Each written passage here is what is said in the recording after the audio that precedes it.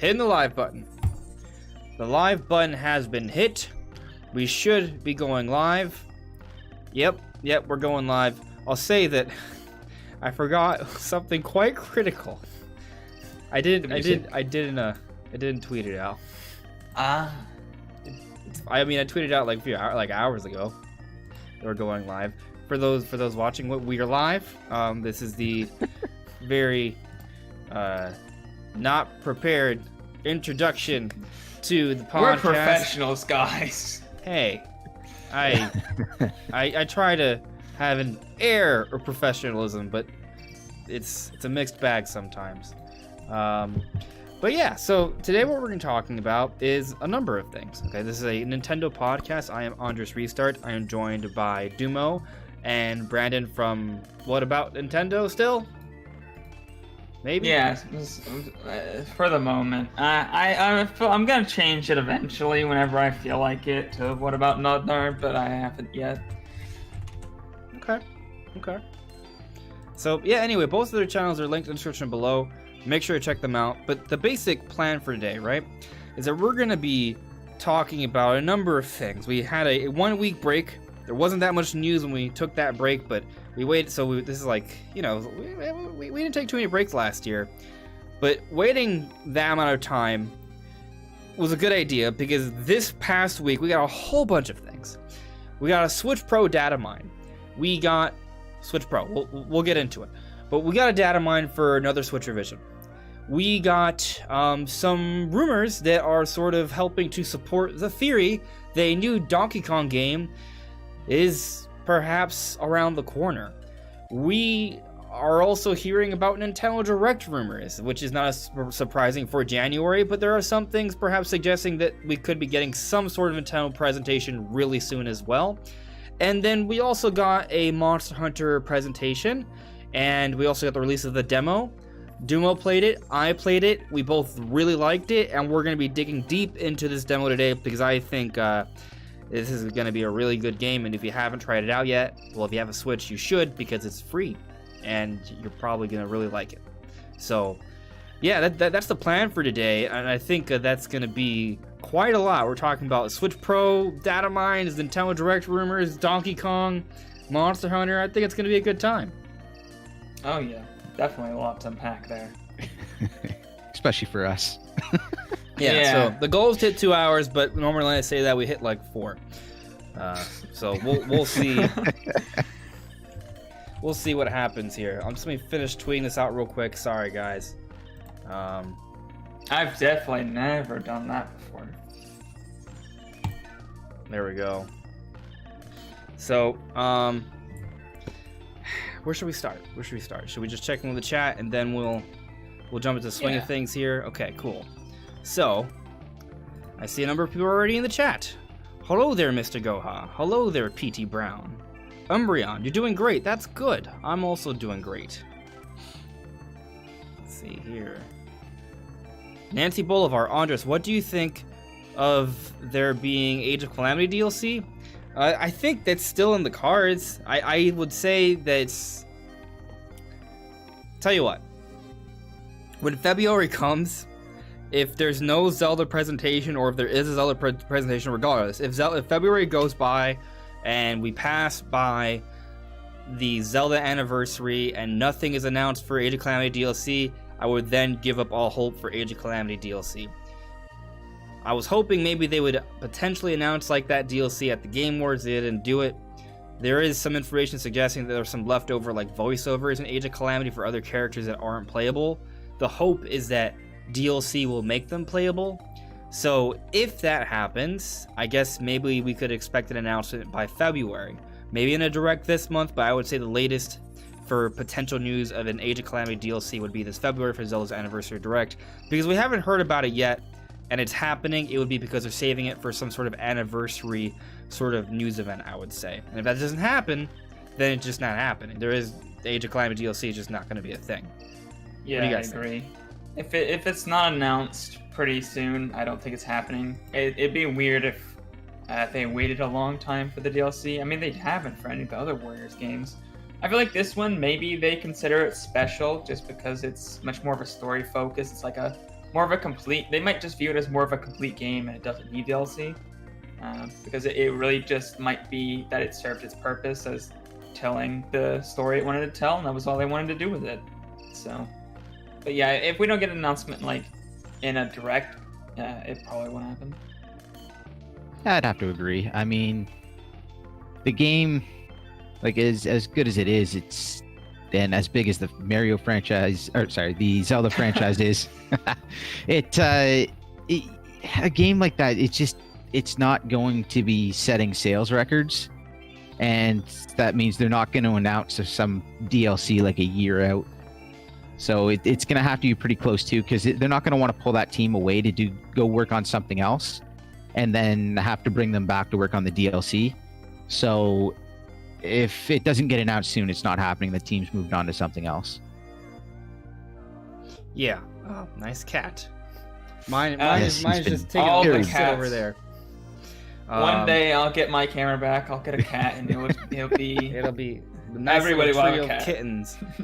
So I would say that if February comes and we get no news of the DLC, that's pretty much the window, and they were just meant to be a one-time thing with Age of Calamity, and that's it. And to your point, guys, I also kind of agree that my initial impression of Age of Calamity was it was meant to be more of a self-contained thing. I didn't expect it for there to be DLC afterwards, but it's not impossible, so we'll see what happens. I think there's a good chance that those voiceovers were just left over from development, and they were scratched ideas, basically. But we'll see what happens. We don't know for sure, but if the anniversary comes and no news, then I would probably start assuming that's not going to happen. Umbreon, I've never played 3 Donkey Kong game, but I'd definitely be willing to try it if a 3D one comes out. Okay. So, I'll say,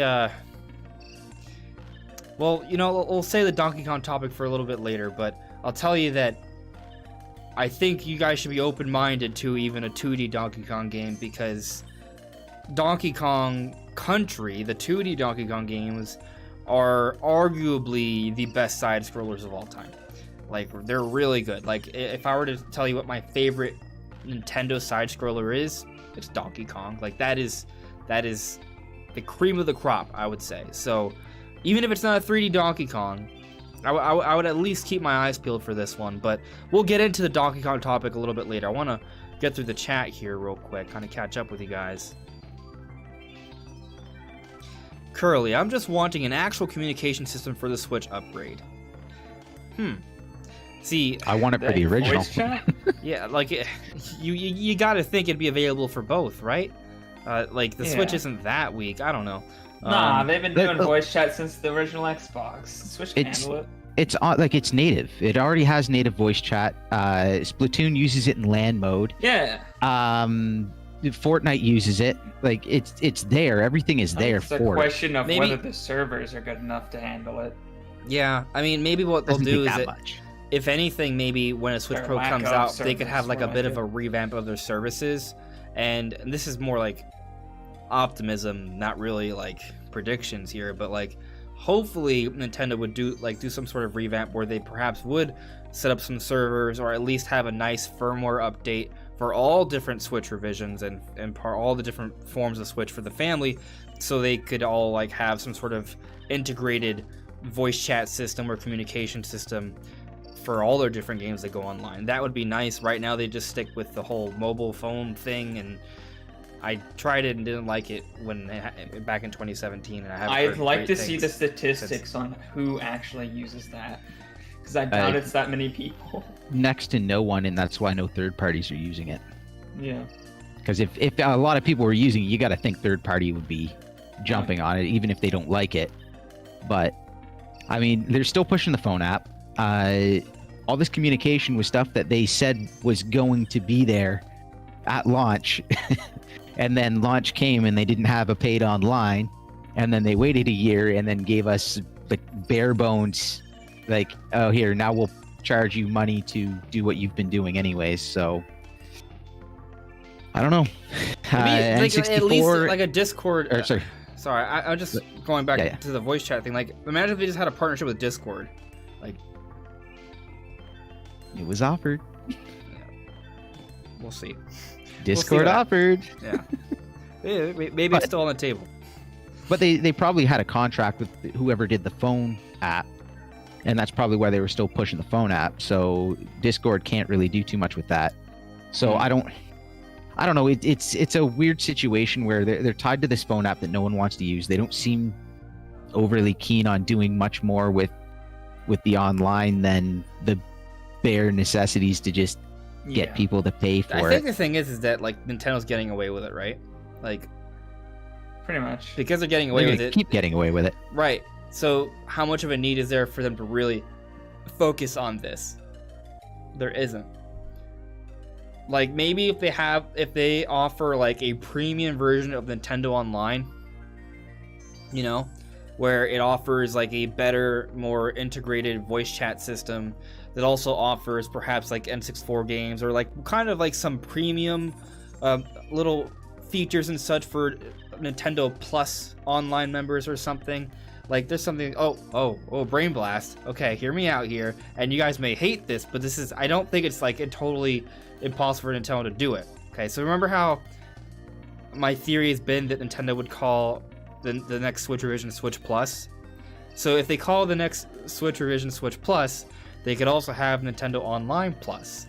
Nintendo Online Plus, you pay a little bit more. You get things like N64 Online, but you also get like an improved voice chat system.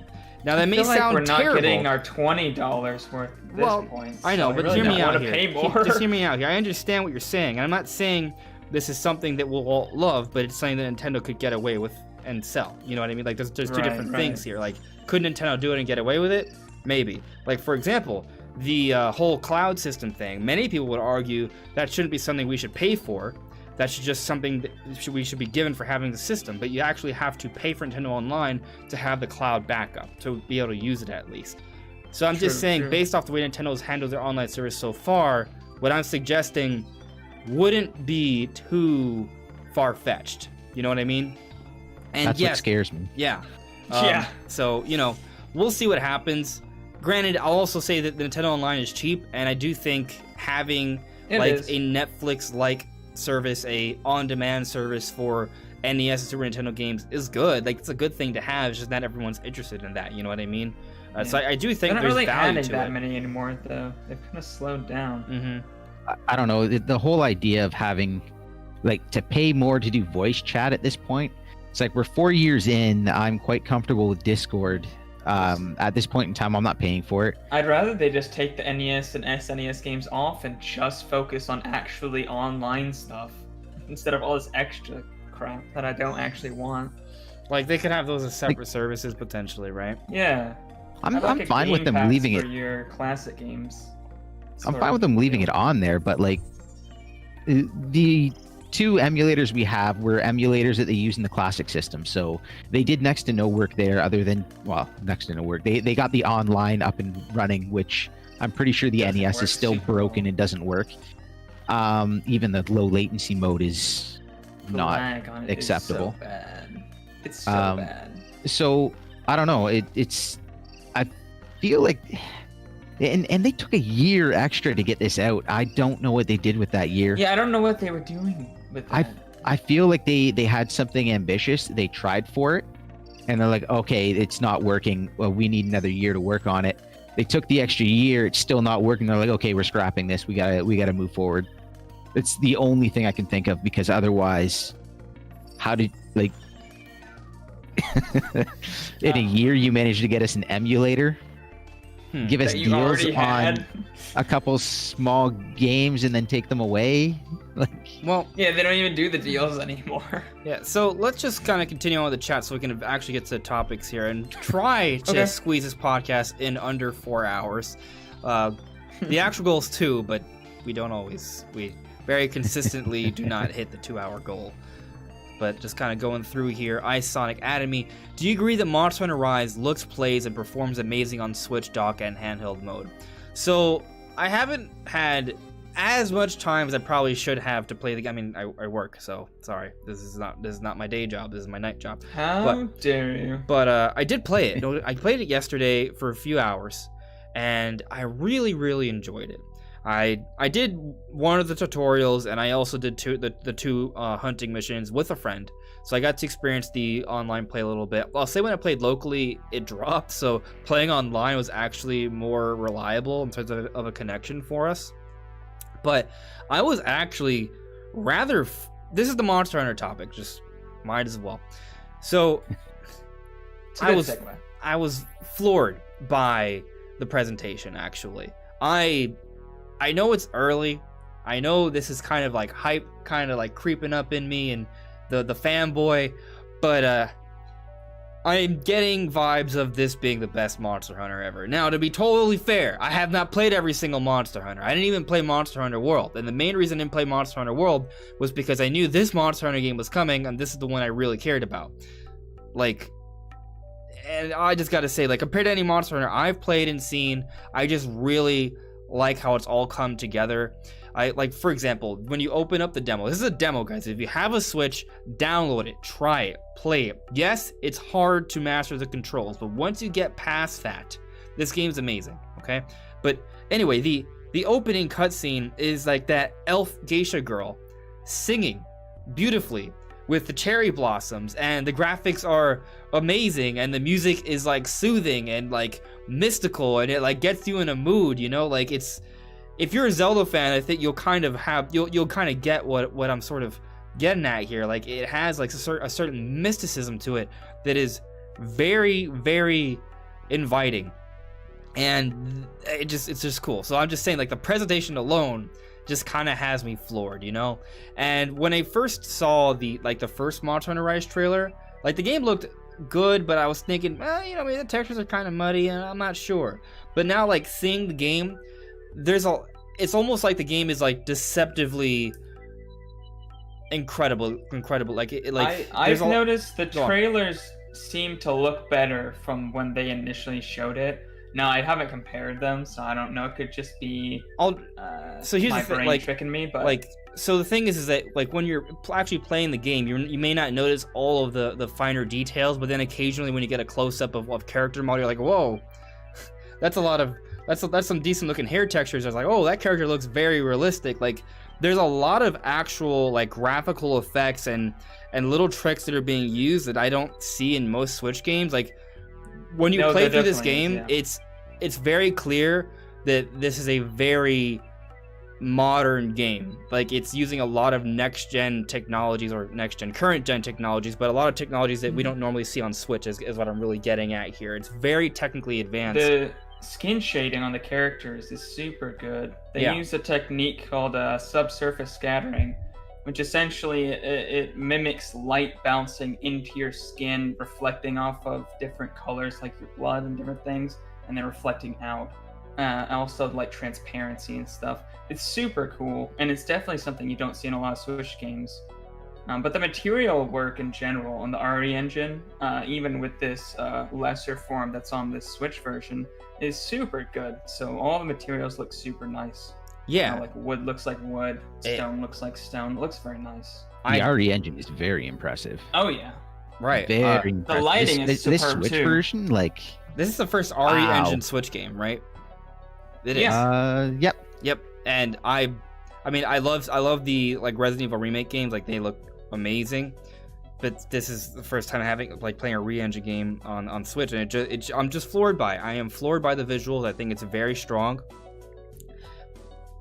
Another thing they do that I really, really like, so the game is not running at the full 1080 720. No, I pixel counted it. It's it's hard to tell exactly because of the compression, but it's somewhere around like 768p. It's a little bit higher than 720p, it seems. It's in that range docked, but the UI is 1080 70. So when you go when things are moving, you know, some people might be able to tell, some people might not, that it's not like a very it's not a maxed out resolution. But when you actually look at your UI, everything on your screen, that is maxed out. So you are at 1080, you are at 720 docked, and that's one thing I really appreciate, because I'm not looking for details when I'm running around, but when I want to look at a menu, I don't want it to be fuzzy. That's a really Oh, really for good sure. point. And now I'll say that everything to me seems pretty clear and crisp. I didn't I didn't feel like the game had a poor resolution at all. Just playing through it. And I played in handheld mode, which It is has lower resolution. no anti-aliasing at all, so you're gonna get a lot of pixelization, but it's gonna be really clear. Yeah. But going beyond the visuals though, like exploring the world, like finally, because I knew this game was more open than previous Monster Hunter games, and I love it. Like it's interesting how they kind of put the map together. We only got to explore one map, but it's a pretty large map and it's all interconnected, and you can pretty much go anywhere. Obviously, you can't go outside the map, but within the boundaries of that map, between each section, you can pretty much go anywhere. Like, yes, there's a lot of like mountains and rocks, but you can actually find a way to climb and get on pretty much everything. If you're on the dog, you can run on some wall. There are certain vines you can climb up and run down. And then when you're using the wire bug, you can actually run along the walls. If you can collect other wire bugs, then you can have more, I guess, like grapple hooks in the air to kind of get to a lot of other far off places.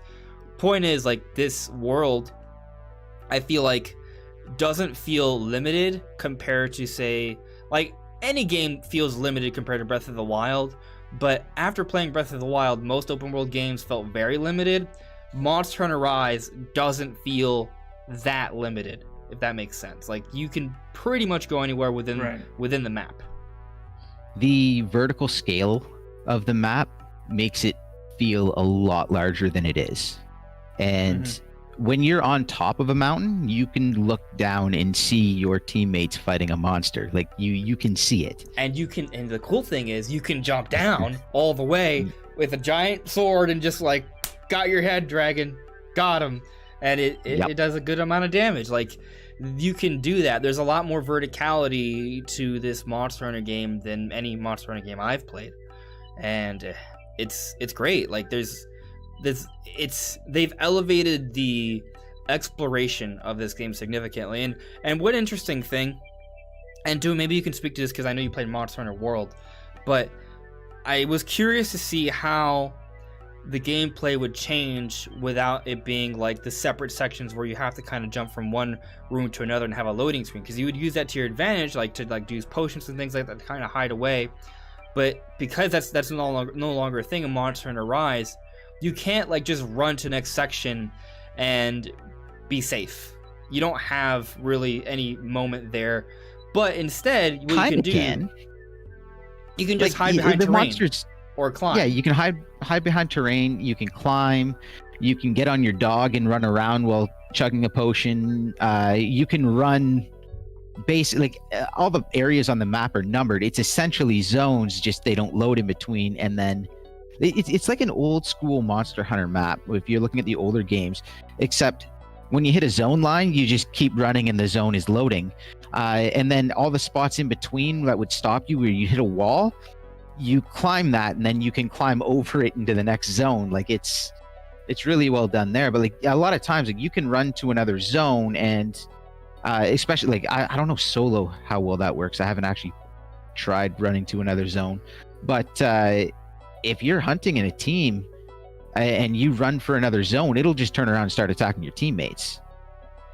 So you can technically run to another area and heal up. It's just you're going a long ways out of the way.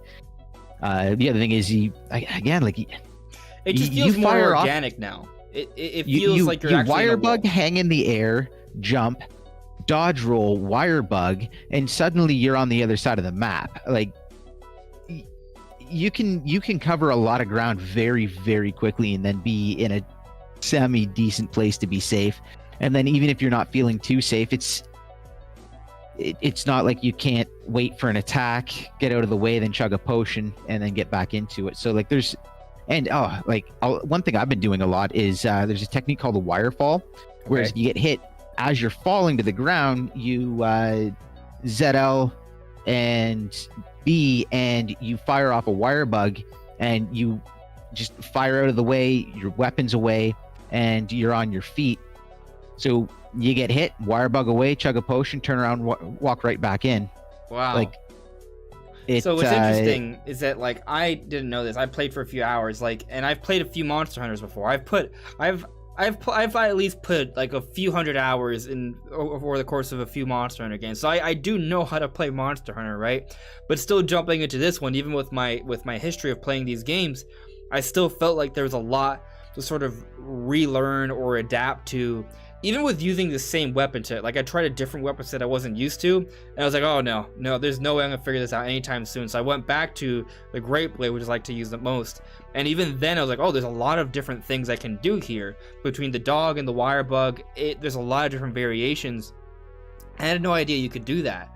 And what I sort of realized, at least with the Great Blade, right, because it's a very slow weapon. It's very hard hitting, you have good reach, but it's very slow. The wire bug actually gives you a lot more reach and speed if you can kind of figure out how to use it, which is very, very interesting. And then that doesn't mean taking into account that we can now ride all the monsters, which is super cool.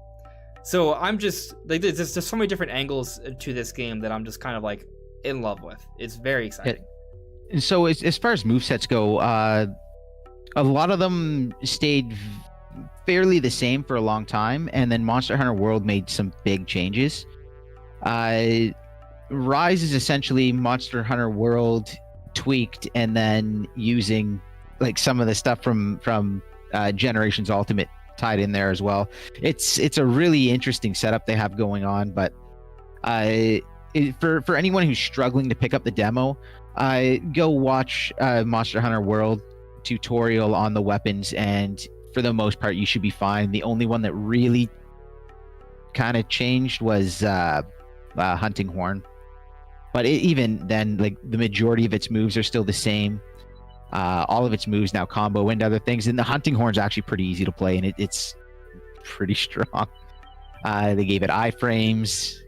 They made it easier to do your songs. It's 2 attacks, so like in order to play one song, it's X twice. Like you do two X attacks, and then it just plays the song. There's no need for a recital. 2 A attacks, it just plays the song. No need for a recital. Or you can do one of each attack, and then it's ZR and X, and then you do like this big recital, and then it just gives you all 3 songs anyways. So you get all your buffs. It's easy to track what buffs are on and not. It shows right on the thing. The buff turns red when it's on. It goes white when it's off. That's the only really big changes from World. Everything else, little changes, and for the most part, if you could play a weapon in World, or if you check out a World tutorial, you should be able to at least swing and do a little bit of damage. So yeah, but I mean, I've always appreciated that there is like that learning curve. And what's fun about Monster Hunter is that it has a lot of RPG mechanics, but it's not like a normal RPG. It's not like you're leveling up. You don't really get stronger by leveling up. You get stronger by getting better at the game.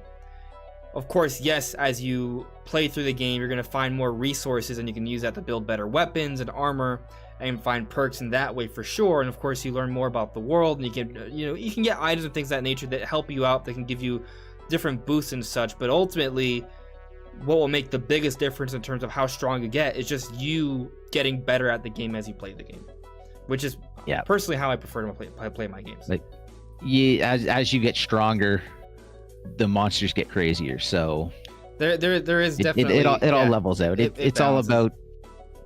It's a good feeling when you struggle through. You get to the end of the game and you go back and you're like, wow, this is a joke. Like, even like you start a new account and like you struggled through. You get all the way to the end of the game. You start up a new account and you get going in there and you're like, oh yeah, these are actually not difficult at all. So let me describe my experience as a demo with my friend. So for my friend, it was their first time playing a Monster Hunter game. We struggled with the beginner mission. Like, it says beginner, but it's not easy. Like, can you get through it after a couple of tries? Yeah, will you die? Like, if you know how to play Monster, you'll probably be fine. But there was some death, and actually we ran into both of the monsters that were available in that mission in the same place, and we had to retreat for a little while. Like it was tricky. And then when we went to the intermediate mission, where we had to fight the bubble dragon, forgive me for not knowing the name, Mizutsune. Mizutsune. That was really cool, but when we first started the mission, we didn't realize where it would be at first, and we went to an area, and then all of a sudden, like I was thinking that the other monsters that might be there would just be the ones from the previous mission. Nope. There was a giant Raytheon there, just kind of jumped into the map, which is basically a giant wyvern dragon thing. It was huge, and it just kind of demolished us, which was funny. And yeah, so for those that don't know, Monster Hunter has two very, very famous wyverns, one being Rathalos, one being Rathian. It's male-female version of the same thing. Yeah. So the female came and destroyed us. That wasn't even the main monster for the mission. I feel like it's as hard or harder than Mizutsune. Other than dealing with bubbles and whatnot. The bubbles can help you. Yep, and the red ones can increase your damage. Yeah, but it's almost like you get drunk when you get hit by them. You start like sort of moving around weird. Oh yeah, you get soap on your feet and you just don't get any traction. And I find that's more dangerous than anything. And then that laser. But then whenever it's firing its laser, it's just like destruction. Yeah, and then like it gets erratic too. It's the flip up and the poison from the tail. One thing, I don't know if it's going to stay from the demo into the full game, but traditionally when you chop off her tail, it stops poisoning you. Yeah. Or at least it like greatly reduces the odds. Yeah. No, it's 100% poison in the demo. At least when we were playing, it was. But you cut off the tail and it still was able to poison. Oh yeah. Interesting. Oh yeah. Oh. And with a bunch of people that are new, like everyone's going through antidotes really, really quickly. But you can pick up antidote herbs along the map, and they automatically craft antidotes for you. So stuff's there. You just gotta figure out what it is. The game's all about just the way it clicked for me originally was someone saying treat it like a turn-based game. The monster's gonna have a turn, and you're gonna have to get out of the way. And then when its turn is done, you're going to have a turn where it's trying to recover from its attack, and you're going to attack. That'll be your turn, and then it's going to be its turn again. And it's just this flow of, okay, there's an attack coming, I have to avoid it. Then there's a window opened up, and then from there it becomes a game of commitment. You only have so much time for it to recover from this attack. So if you go all out and you're just like, I'm not going to pay attention, I'm just going to do as much damage as possible, the thing's going to turn around and hit you, and you're going to lose like 75-80% of your health. Then you're going to try and recover while you're stumbling. But then by that point, it might attack you again before you get an opportunity to escape and heal up. So there's that challenge. You're getting up off the ground, and it's now recovering from its attack. So your attack phase is gone. So you got to remember that as you get up, you're in defend phase now. Like you don't, and you can't make too many mistakes. One or two mistakes, you're dead. Yeah. So it's hard, but for the most part fair. You can get comboed. I've been comboed. I've died to ridiculously early things and whatever. It's just you gotta know how much you can commit. Oh, I did. Yeah, like I thought it was gonna, because it was shooting away at my teammate, and I thought I was fine.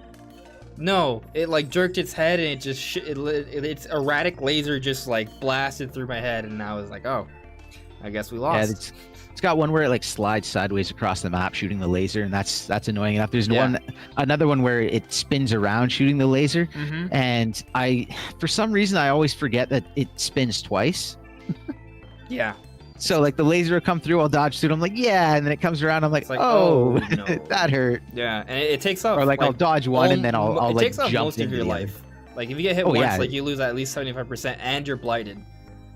So it's not great. It's cool because it's a giant laser, but it's also very damaging. But it's cute. It's pretty good. Yeah. One thing I want to point out before we move on, it does kind of seem like there's a lot more excitement for this Monster Hunter game than previous Monster Hunter games. And I didn't look this up before the podcast, forgive me guys, because I didn't expect to talk about this one portion, but I heard that this demo got a lot of downloads, like way more than your typical demo gets. When's the last time the eShop crashed? Right, that's what I heard. Right? It actually crashed. 2017. Let's put it this way: I waited all day for it. For starters, I checked several times. I was like, oh, it's not available they were yet. Damn. terrible with telling us when this thing was coming. They were like, it's going to be out today. You go on the website, it's literally says like up here on my screen, it's out now. Down here on the screen, out this day. And then you go to another one, it's like out the next day. And like I think the Twitter post had something different. It had two different things on the same page of the website, and then a different thing somewhere else, and then everyone was confused.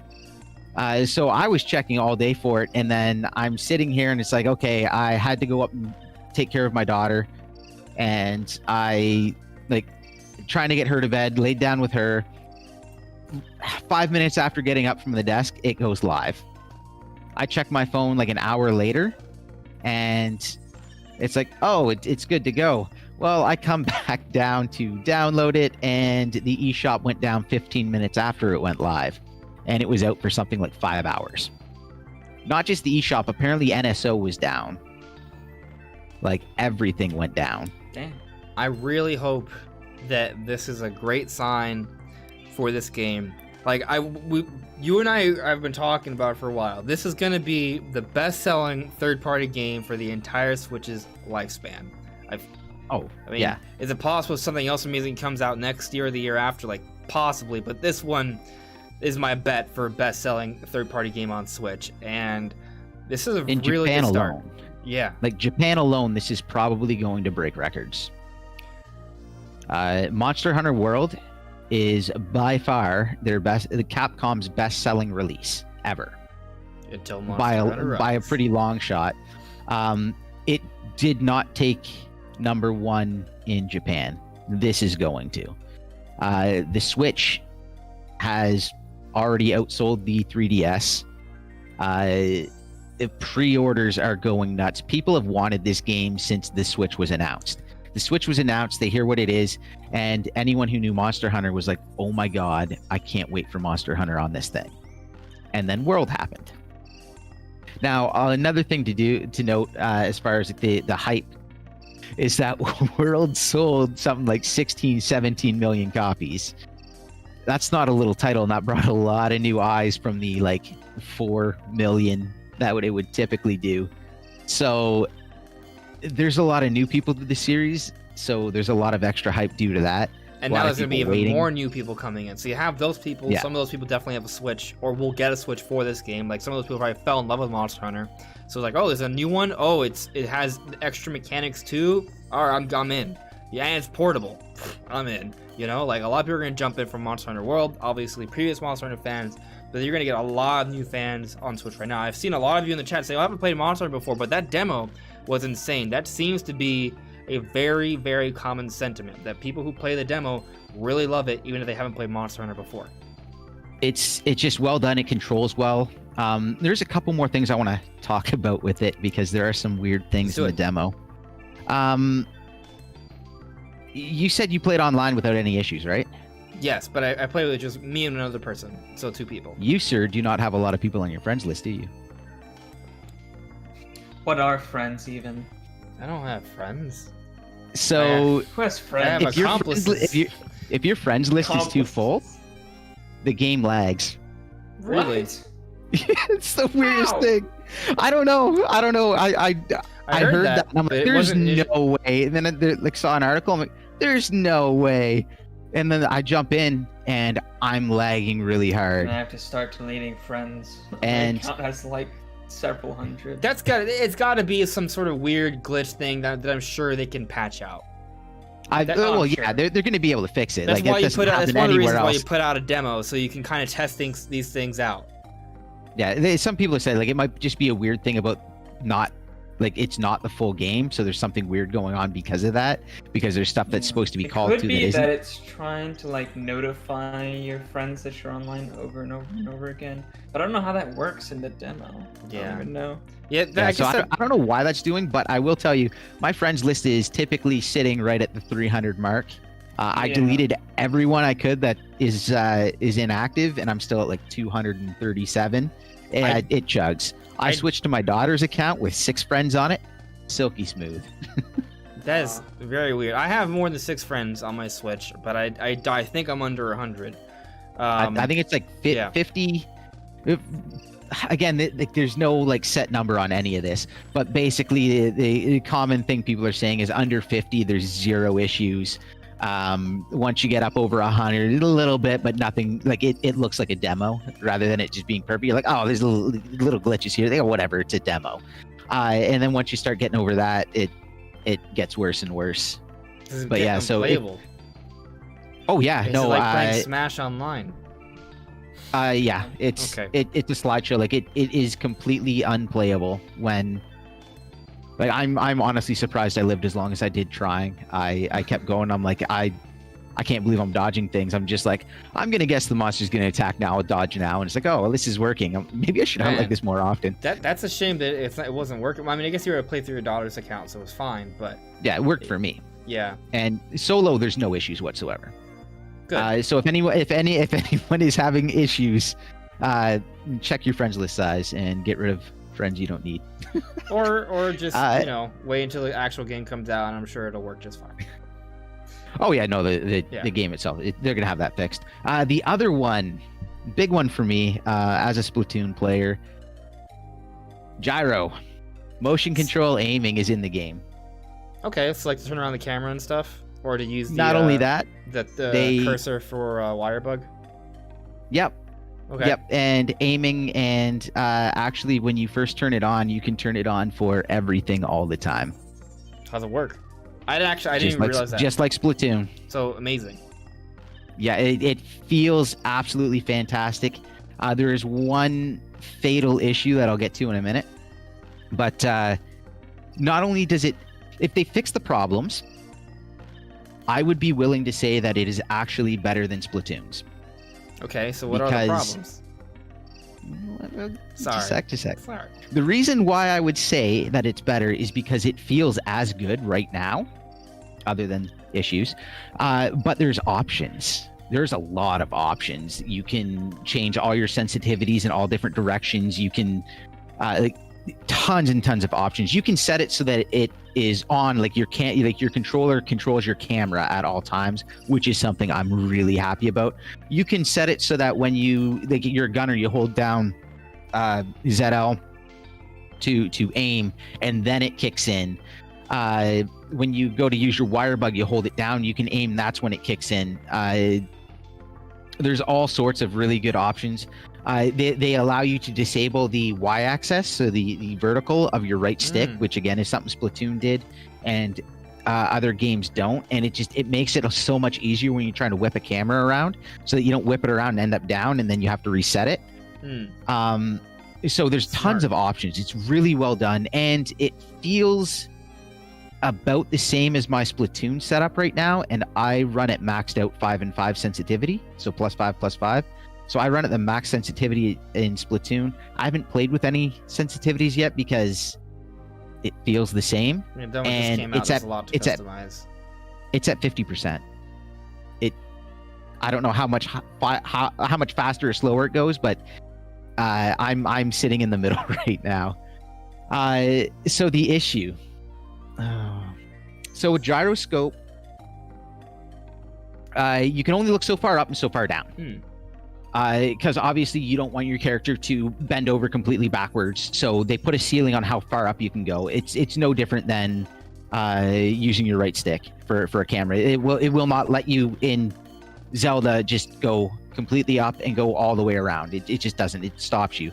Well, it stops you with gyro, but so if you go here and it stops, okay, if you keep moving, the camera doesn't move any further, and then as you start coming back, the camera picks up. So if this is where you stop and you keep going up, as you come back down, it comes down with you. So when you're centered, you're looking at the ground. And that's a common thing. But I can keep mine, like again, I have a few hours in Splatoon. I know how to use motion controls. I know when I'm leveled out. If I can keep my controls on a monster's head and I have to keep aiming up and up and up to keep it there because the controls are drifting down, it's an issue. You do a wire fall, so your wire bug get up move after you get hit. To reset When it. you come to, you're staring at the ground. Mm. And for me, it's not that big of an issue because I can always reset. But it's for someone learning it, that's a bit that's going to be a big no. No one learning is going to fight through that when it's like, well, why am I doing this to have it just work a little quicker when I could just use my right stick and be perfectly fine? Yeah. So hopefully that gets fixed because that is the only issue. It's drifting down and some moves just force it to the ground. Outside of that, when I turned it on and I saw my camera start moving, I'm like, oh my God, they did it. I did not, that was the last thing I expected. I was like, this is what I want. There's no way they're going to do it. And they went and did it. So crazy excited for that. They just need to touch that up. But it's a demo, so they got time. Right, yeah. I'll say that I didn't mess with motion controls. I didn't even realize there were motion controls. But I just kind of hearing you talking about it, there's definitely value there. Because oftentimes you're going to want to move away from the monster and try and take potions and items, but you still want to keep visual of the monster while you're doing that, right? So, I mean, what I do is that I can like claw my way with the control stick, you know, and do all different things. But if you're moving the right control stick, you're not pressing the face buttons. But when you have gyro aiming, you can use that as your control stick to look around while you still use the face buttons. So there's a huge advantage there with gyro aiming, right? So I see the value in that for sure, and now, it's faster. Yeah, there is a camera targeting, so you can if you press down on your right joystick, in the top right corner, there's like little tiles of the monsters. You just right click until it goes onto the tile of the monster, and then when you press your R button, which would recenter your gyroscope or your view anyways, it will center it on the monster, so you can keep an eye visually there. For me, it's just quick moves. Like when I want to go someplace, I just quickly turn my controller and hit a wire bug and it goes. When I'm fighting a monster, I'll keep the crosshairs on the body, and then the head pops out to a part where it's going to stop for a second. I just pop, and I just keep coming back. And so there's like for gunner weapons, it's amazing. Like you can just I can sit there and hit so many headshots. It's just a matter of making sure that like the accuracy is there. It's a matter, and the speed is there to hit it. It's just whether or not you have the timing and whether the head's still going to be there after the travel time of the projectile. So like there's a lot of advantage there. Plus camera, like it's something I'm very comfortable with. But it's not like, again, like I played like 20 plus years on dual sticks. It took me months to actually be good with motion control. And even now, like, it's like anything else, a skill. You're always trying to get better at it. But yeah, for sure. So there is a learning curve, and some people aren't going to do it. And if you're fighting the control issues that aren't supposed to be there, people aren't going to take the time to learn it. And quite honestly, I would love if it became more commonplace in games where it was used, or at least an option, because it is a really good, it's like using a mouse almost. Yeah, it's very similar. It's one thing that I feel like we need to see more of in Switch games. I mean, it's the best thing we can have for a console game, and because it does speed things up, it does make things more fluid, it gives you more options. It's very valuable. It's something we see in some Switch games, but not enough Switch games. And it's kind of sad because when you play games on PS4 technically could do the same thing. None of them do it. No place. Yeah, I always found that strange because they have like motion controls for even just like the keyboard, but they don't use it for almost anything else. It's so weird. It's very strange. They use it for like dreams, and that's.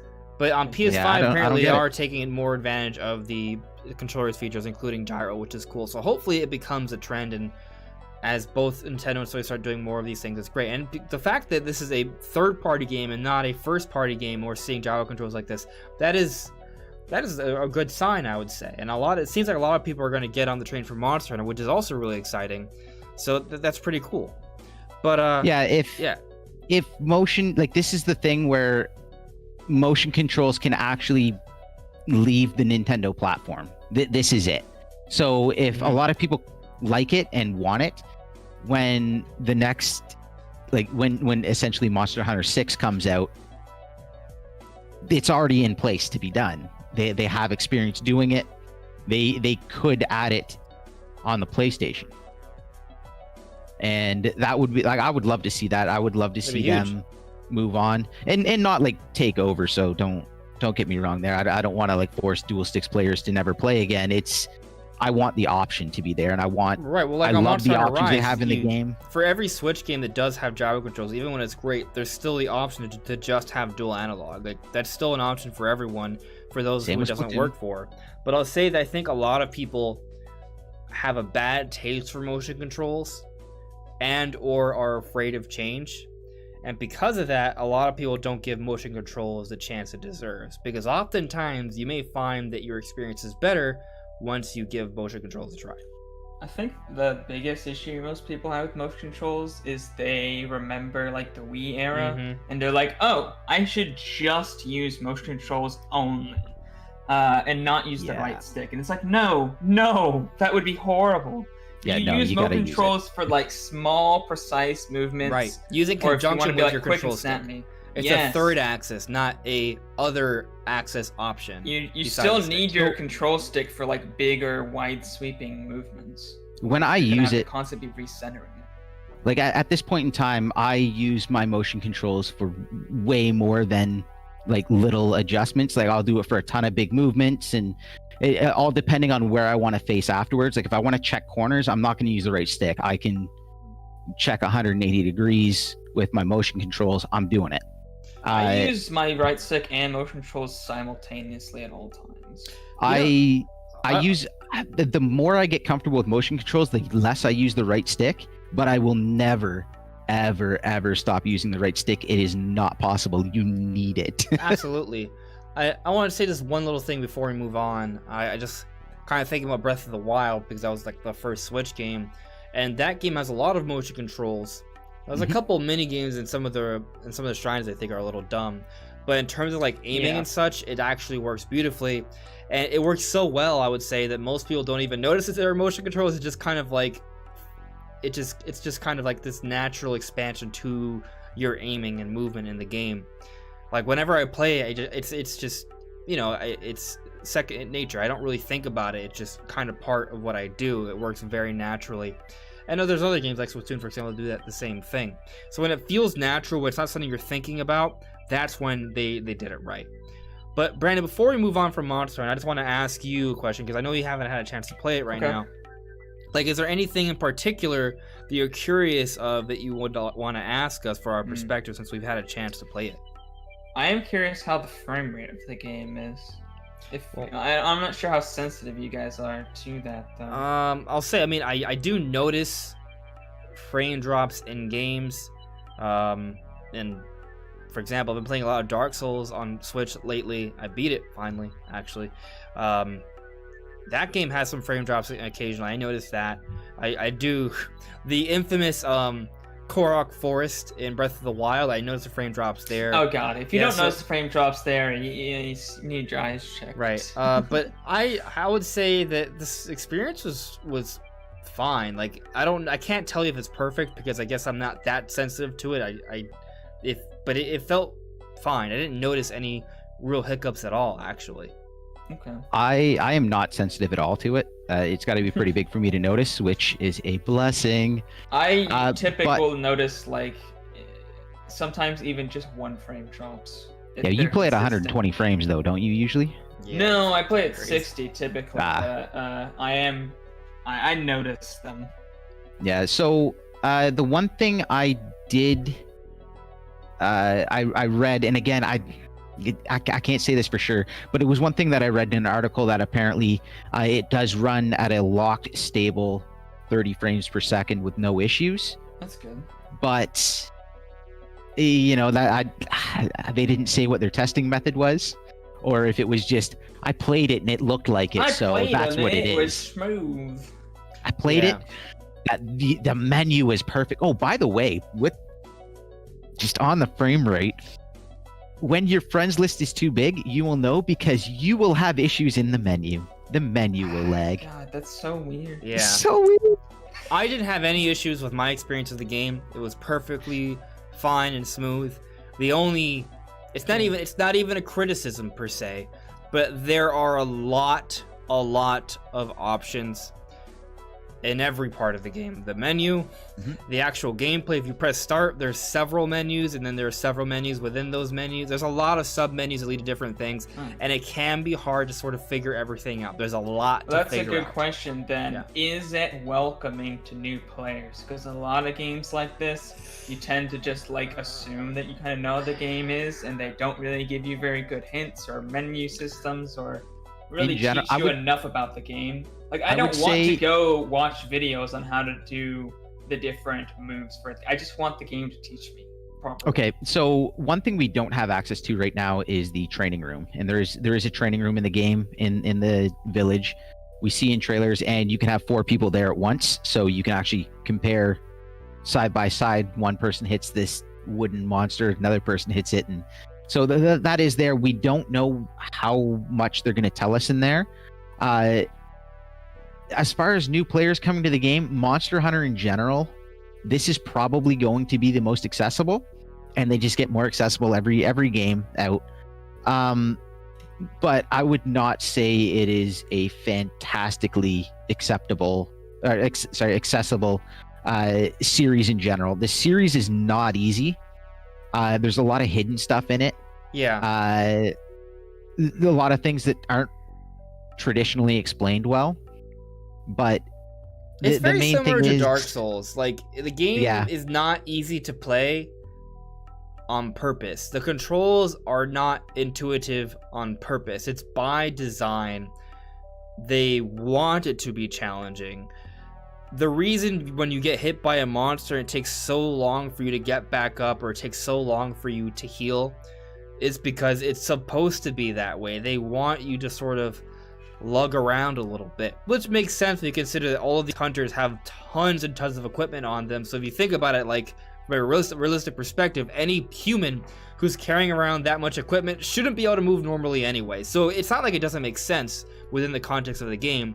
But these games are designed to be hard. That is what they are. But that doesn't mean that you can't get into it if you aren't a fan of hard games. Like, there are avenues for you to explore if you're not a fan of really, really challenging things. And one potential avenue is simply playing multiplayer. When you're fighting in a team, so much better. It doesn't all fall on you, and that gives you time to adjust and learn and pick your moments. In a team, computer players that you can recruit in any of the Monster Hunter games?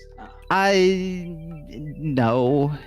You have your helpers. You have your dog. You basically have two. You have 2 pals. So it can either be 2 dogs, 2 cats, a dog, and a cat, and they will do little bits of damage. And every now and again, the monster's going to target them, giving you time to heal, sharpen, do whatever.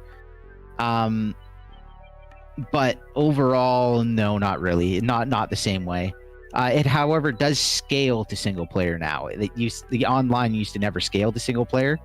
Even the other Monster Hunter game on the Switch, Generations Ultimate, if you went into an online hub solo, you were fighting a monster that was scaled to 4 players.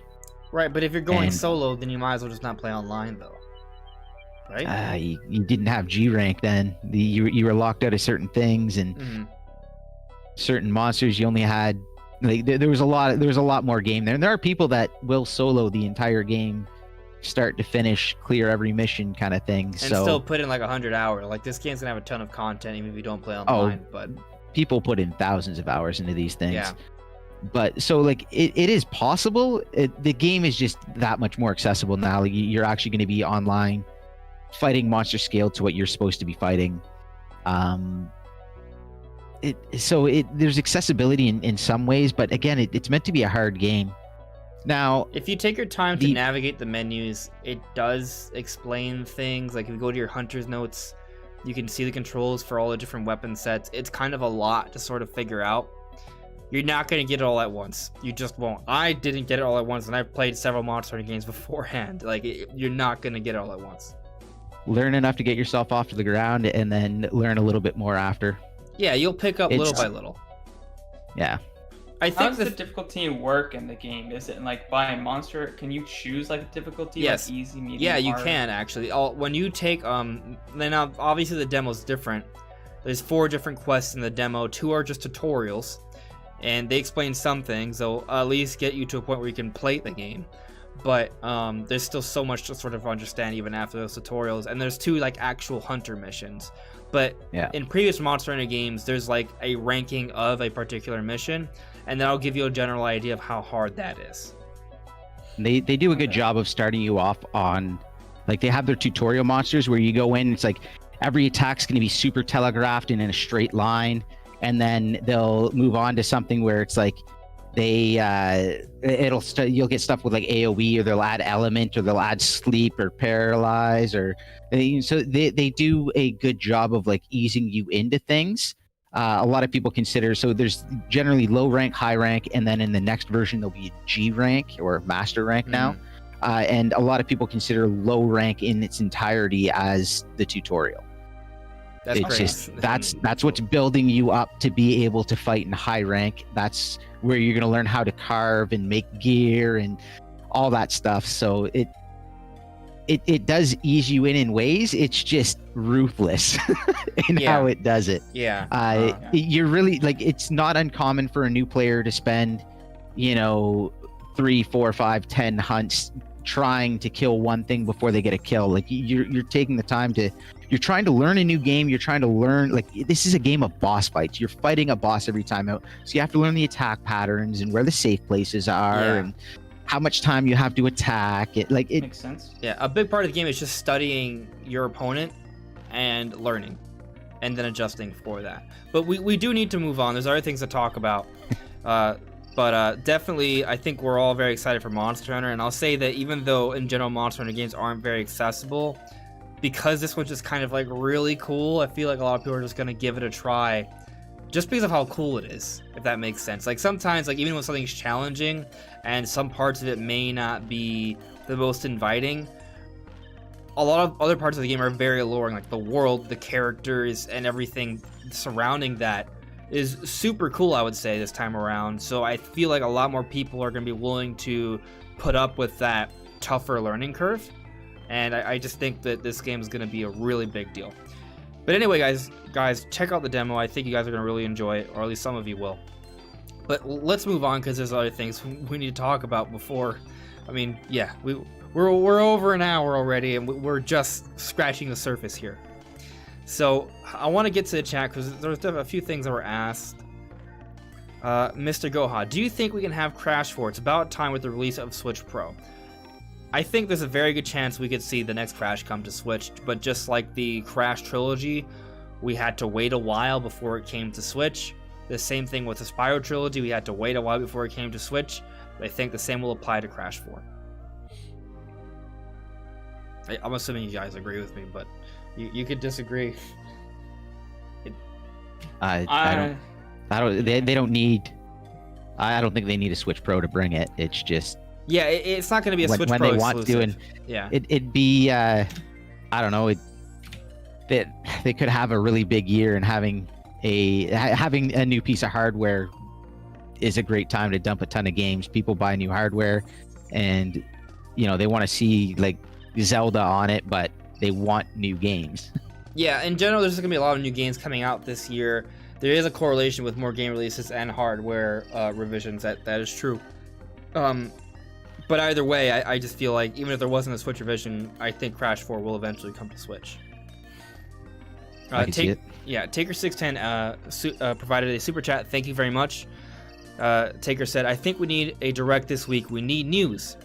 Well, perhaps. There was a fair bit of speculative news this week, as we've probably noted in the beginning of the video, which I guess, since we were just talking about Switch Pro, I guess we can move on to that, and then we'll get to the Nintendo Direct stuff and the Donkey Kong rumor afterwards. So basically, there was a data mine, another data mine, and I hope I'm pronouncing this data miner's name correctly. This data mine's from Sires M, and basically they checked the latest firmware update and they saw some apparent preliminary support for hardware codenamed Aula.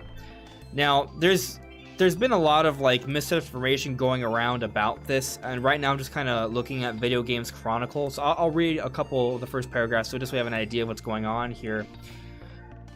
But Aula report, the codename for this revision, reportedly uses a Marico Tegra X1 Plus SoC, which is the same chip used in the Nintendo Switch Lite and 2019 revision. While this by itself doesn't suggest improved performance, Sires M suggests it will be pushed to a higher clock speed, and that firmware also references support for a Realtek chip which advertises itself as 4K UHD multimedia SoC. And then there's also mention of improved screen technology here.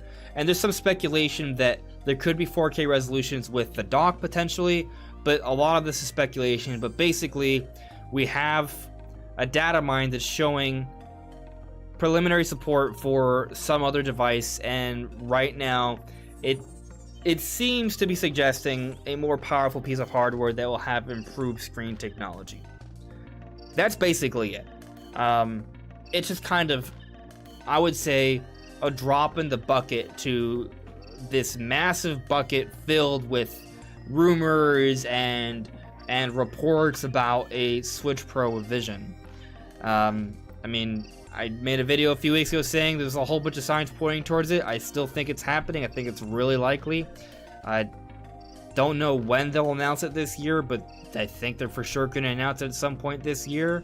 We may have to wait a little bit longer, but I feel like we're not too far from this. But from what you guys have heard, what do you sort of make of this news? Does this strengthen your opinion with Switch Pro? Is it pretty much the same? What do you guys think? I mean, I can talk on the technology of it, but as far as my impressions of whether or not a Switch Pro is real, it really hasn't changed anything, in my opinions. What is your opinion? I think it's fairly likely that an enhanced Switch will be released at some point. Whether it's as big a deal as what people are thinking it will be is yet to be seen. But I think some sort of enhancement will come. At least some sort of like new 3DS style enhancement. Okay. Maybe not this year, but eventually in the Switch's lifetime. I'd be surprised if there wasn't one. I'm pretty much the same way. They like to do these things. They like to do refreshes, so I would be surprised if they didn't do it. When it happens, who knows? The data mine to me really doesn't mean that much. I feel like a lot of articles were really misquoting a lot of stuff too, because everything that I had read and I'd gone over, and I had checked his tweets, and he was saying that it doesn't mean anything. He's speculating because it could mean an enhanced version. It could mean a new SoC. It could mean just higher clocks. It could mean other technology. And then a lot of these articles are saying, he data mined and it said that there's going to be an OLED screen. It's like that. He never, unless something's changed, he never said that. They're like taking other rumors and putting them in with the data mine to make the data mine look better. And I don't understand the purpose of this. Like, it's for clicks. It's for the headlines. If they already have your headlines. 4K Switch with an OLED screen. You're gonna do that because people are gonna click on it. Because I mean, that's kind of the dream that people want, even if it is sort of unrealistic as far as the OLED screen. I also think another part to this issue is that I think a lot of people who report on it don't have an extensive knowledge of what's actually being said about the data mine. Like, they don't understand all the technical know-how. I don't know. But I tried to make it clear I don't know. I probably know the most out of us three, and I don't. Yeah. There's still a lot of stuff I don't know. Well, I'm not an expert on it, but I can at least read what the data miner is saying. Yeah. Take him at his word. A lot of it is that's pretty much the base. Speculative here. Like, when someone says think, that means think, not know. You know what I mean? Like, I think sometimes people, they see like keywords and then they make an assumption based off those keywords, which can create problems. But basically, all I take from this is that, okay, there is some information that is suggesting that perhaps there is some plans for some sort of improved revision of a Switch. To what extent it'll be improved, there's still a lot of room for interpretation there, right? But still, I mean, we've talked about it before. There's been preliminary support Datamine on the Switch's firmware on multiple times already, and we've seen that actually amount to something in the past with the Switch Lite and the 2019 revision. I think all of this suggests is that there's probably more around the corner. That's really it. Could be, or they might just be testing something. I'd say the biggest thing here is probably the mention of the Realtek chip. Not even because it claims to be a 4K UHD multimedia chip, because obviously the fact that it says multimedia in it is like, okay, yeah, technically even the Switch even the chip in the Switch itself is rated for 4K multimedia. It's not being displayed because the HDMI and the dock itself doesn't rate it for that. But like the NVIDIA Shield that uses the same chip supports like 4K movies and stuff, which is multimedia. So it's not even really claiming to be 4K gaming at all. It's just claiming that in some aspects, for some things, it can do 4K. Whether or not it's capable of doing 4K for gaming, or if it even is talking about gaming in that context at all, is unclear. It could, though. The fact that it's a separate chip, though, is what gets me. Because I find so that far weird. we've 4K dock. It's that coming, is boys. actually what my kind of current theory is, that maybe it's talking about some kind of chip that's meant in the dock specifically for something like DLSS, for the dock specifically to get it up to 4K. Yeah, or so my question whatever. is, though, if that is the case, if there is finally a dock that is the supplemental computing device that was patented before the Switch is even released, like if we finally get something like that, is it going to be something sold separately so current Switch owners can just buy that and get the premium experience, or is it something that's going to only be bundled with a Switch Pro? I'm going to tell you why it's not. And the reason for that is DLSS scales appropriate to the starting resolution. So, for example, if you start at 1080p and upscale to 4K, it's going to look better, higher quality than if you start at, say, 720p and upscale it. And I think they're going to want to make sure that that is consistent, a consistent experience. So I think it will only work with the enhanced version of the Switch. But this is all with the assumption that they're sure... using DLSS 2.0.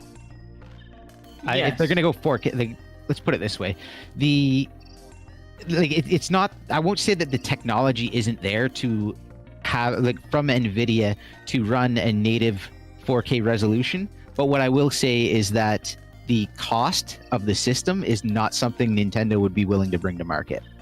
Yeah. And it would just be pointless. It'd It'd be stupid for them to do that. There's literally no reason to use native 4K now that DLSS exists. It runs better and it's of a higher quality than native resolution. There's literally no reason to use it. Like, native resolution should be a thing of the past. If AMD actually had something like what NVIDIA had, native resolutions wouldn't be a thing anymore. They just wouldn't. There'd be no point in them. Nobody would target that. Yeah, I mean, It'd be useless. I agree with what you guys are saying. It all seems to make sense to me.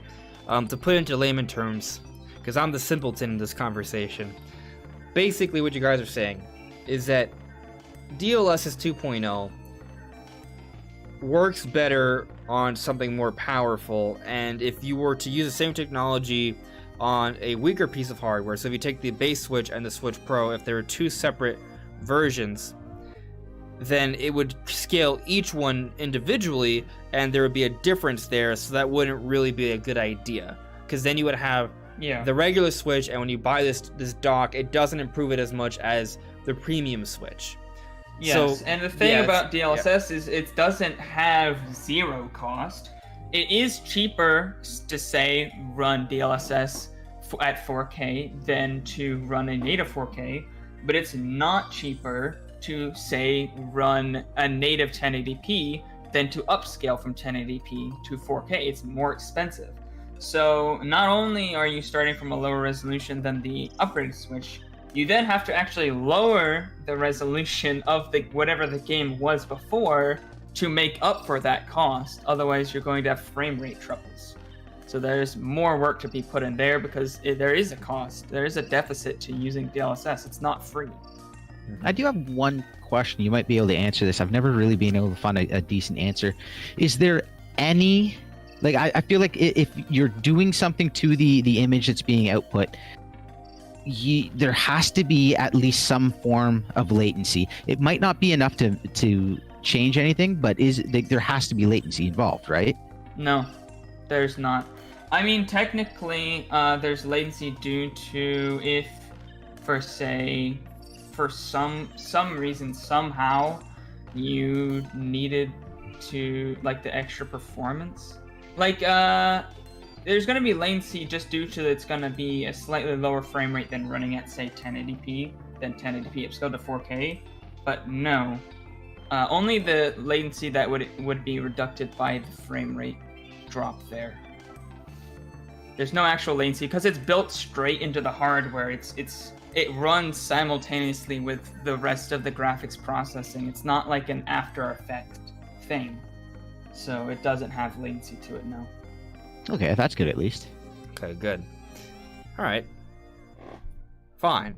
So, basically, what we're thinking right now is that if there is a dock that has some sort of like chipset in there to improve the visuals when it's on the television, this is something that would only come with a premium Switch, is what you guys are thinking right now. There's no way that they'll only release like a 4K dock. And I'll say from a marketing perspective, I feel like that makes more sense for it to kind of come together. Like I feel like it seems very consumer friendly to have only a 4K dock. Like, so if Nintendo did not have a plan to release a more powerful Switch, then it would make sense because there would be parity. But also, how many people are going to buy just a 4K dock? You know, like there's also still a need to maybe have like a improved Switch. The Switch needs like its new 3DS revision at some point or another. So yeah, I think I'm inclined to agree that it's probably going to be a improved Switch itself that will also hopefully come with an improved dock. It has to come with an improved dock. It's just it'll be exclusive. The dock doesn't need to have any sort of compute power. But if I remember correctly, the dock we have now cannot output a 4K image. No, it cannot. Okay. So yeah, it can output one at 24 hertz, but nothing higher than that. So there needs to be another dock in order to do that anyway. Just to output the image. Okay. So that even if it doesn't have any sort of like chipset chipset in there, they just need to change some of the connections so it can do that. Yeah, the HDMI. I'm pretty sure the HDMI is not rated for it, or is it it's the HDMI. Yeah. The USB-C port, I believe, is actually perfectly rated for it, and of course the chipset itself is too. Yep. And I will say, as far as the mention of it being the same chipset with higher clocks, that's actually perfectly viable because even with the chipset that's like in the better battery life Switch, the new architecture that it uses that makes it have such better battery life means that you can also run it at much higher clocks. So it's actually almost 2 times as power efficient. So you could literally run it probably like 70 to 90% of the better clocks than what's on the current Switch and maintain similar battery life or even better battery life than what's on the current Switch out now. It wouldn't compete with, say, the better battery life Switch. It would be lower than that. But for the visuals, I think it would definitely be worth it. Because they could have already done that if they wanted to. Yeah. They just chose to not raise the clocks. Because the Switch, the chipset in the Switch is severely underclocked, even for what it's rated on, say, like the NVIDIA Shield. And overclocking does give you a significant chunk of performance. Yeah, like I can't remember what the percentage is that they've underclocked. It's like 30%. Like on the original Switch, like the original X1 chip is severely underclocked, and that was before they went to the new one. That was a big thing people had. Like they can get more headroom out of this. So this is my current. The main reason was because of battery life. Yeah. Because when you start okay, so you're looking at 3 hours on the original Switch or 2.5, whatever, for Breath of the Wild, if you clock that chip up more, you 90 minutes. Yeah, pretty much. So like it's not looking good. this is my current speculation. I feel like that makes. I mean, I guess I can see a situation where it's basically the same chip. They just have it at a higher clock speed, but the issue with that is that the battery life would take a significant dive. And I feel like if this is meant to be considered like an improved premium Switch, having lesser battery life does not bode well for that. But if they're also looking to change the screen technology, and that screen technology is a lot more energy efficient, that could sort of mitigate that issue a little bit, right? Perhaps enough to the point where in handheld mode, it is clocked higher, so it is still an improved performance, but battery-wise, it's also comparable to the Switch Lite or the 2019 revision. Or just close. Not exactly the same, but close enough to where it's not that much of a disparity where it's considered a significant con. You know what I mean? But then this speculation by our data miner here, Cyrus M, is true, and it's speculation. He's not even saying this is within the data mine itself, but he's thinking maybe there could be some sort of dock that has hardware in it. And that's where we see the most benefit in terms of improved performance, because that's when it's put on the television with potentially something that does a DLSS 2.0, and that's where we see like the big jump to some sort of upscaled 4K kind of game. Does that make sense? I don't know, if you don't increase if you don't change the chip and you don't increase the clock rates, what is the point of your Switch Plus? What I'm saying is they would definitely increase the clock rate. What I'm saying is they do, but they also what happens with that is that obviously then the battery won't last as long. But in order to mitigate that issue, have a different kind of screen that doesn't consume as much power. In other words, while there be higher clock speeds that would waste more battery life because the screen itself is more energy efficient, not as much battery life the battery life still stays comparable to the current Switches out on the market. That's what I'm getting. And there is room for that, but it's not going to be enough to, say, offset that completely. Like, you might get an extra 5, or maybe if you're really jumping in tech, 10% extra battery life there out of a better screen. It's really not going to be a huge jump. They already changed over to the low-power DDR, or the extra low power, whatever it's called, DDR4 memory, which is better. Now, they need a new dock to do this, no matter what. If they want to output a 4K resolution. Yeah. So realistically, they could release a dock that's a little thicker and have your Switch Plus have a little bit more room for battery. But I don't know how far you're willing to go, because the Switch itself is already pretty big. And it's not exactly... I don't think they really need to. I mean, technically, as far as the GPU goes, now they're going to probably want to overclock the CPU if they want like better performance there. But as far as the GPU, if you're rely on DLSS to essentially buy your resolution back there in docked mode, you really only need to overclock, say, like, at most probably 15% in order to, if you want like the same performance level just with the higher resolution, and you don't want to start your base resolution off higher, like say they don't want to target 1080p native so they can upscale to 4K, then technically you don't really need that much more clocks if you want to compensate there. But I think that they can get away with a good like 50% or more clocks without, and still having like an hour or two better battery life than the normal Switch, because they're just not going to get the same battery life as the Switch like revision unless they have an actually newer chip with, say, what like about the a better 7 battery nanometer or something. I mean, they could make a better battery, but they have like I don't think pretty battery state-of-the-art battery tech in there. Yeah, I don't think that it's changed that much. There is always like they could do something based off the X2. Have they publicly They already publicly have. Like released? the Tegra X1 Plus, or I forget what the Marico chip that they're currently using, Mm. is Isn't that already big? based off the X2 essentially. Now, It uses have they the same released anything architecture. since publicly? Past the X2, oh yeah, they have the Xavier chip that already uses, because the X2 I think uses 16 nanometer and the Xavier uses 14. But they have another one, the Orion, which uses the 7 nanometer process that they use in their new graphics cards, but an older version of that architecture. I don't see that. That's not gonna happen. But they No, that's too they much do price. have. They do have the options. Xavier chip that's been out since like 2017, 2018 is more power efficient than what they have in the current revision. So if they use that architecture there, I'm just going off the assumption that the Datamine seems to indicate that they're using the same Marico architecture.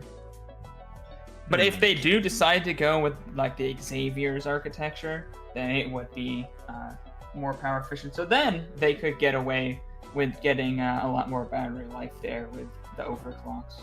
Yeah, to me that makes more sense than like messing around with anything else. Plus, it cuts down on heat, and yeah, the whole thing is just I don't know. I don't know if they could really. I guess we're just gonna have to wait and see what actually happens, right? Yeah. Either way, that's also a really big jump, and personally, I'm not expecting a massive jump. I'm more expecting a jump that's enough to get games running smoothly with DLSS. Yeah, That's you know what? kind of what I'm. I'm right there I'm with you there. I expecting. want to speak on something here that kind of triggered me a little bit the other day. Okay, and you guys know I'm not as technically savvy, but I still know the difference between the term next generation and mid-gen refresh. There are some people out there that are touting all of these Switch Pro rumors as next generation technology, and I understand technically it could be maybe they're using like a next generation chip or what have you potentially, but in reality, when you're referring to consoles or handhelds, if we were talking PC is a different thing, but when you're talking about like consoles or handhelds, when you say next gen, you are talking about the next family of systems, not the current family of systems. There are some people, I'm not going to put any names out there, big people, okay, that are calling this thing next gen, and I just this is not next gen. Next gen implies it's a new family of systems, perhaps potentially exclusivity, different operating system, all of these different things. This revision is that, a revision.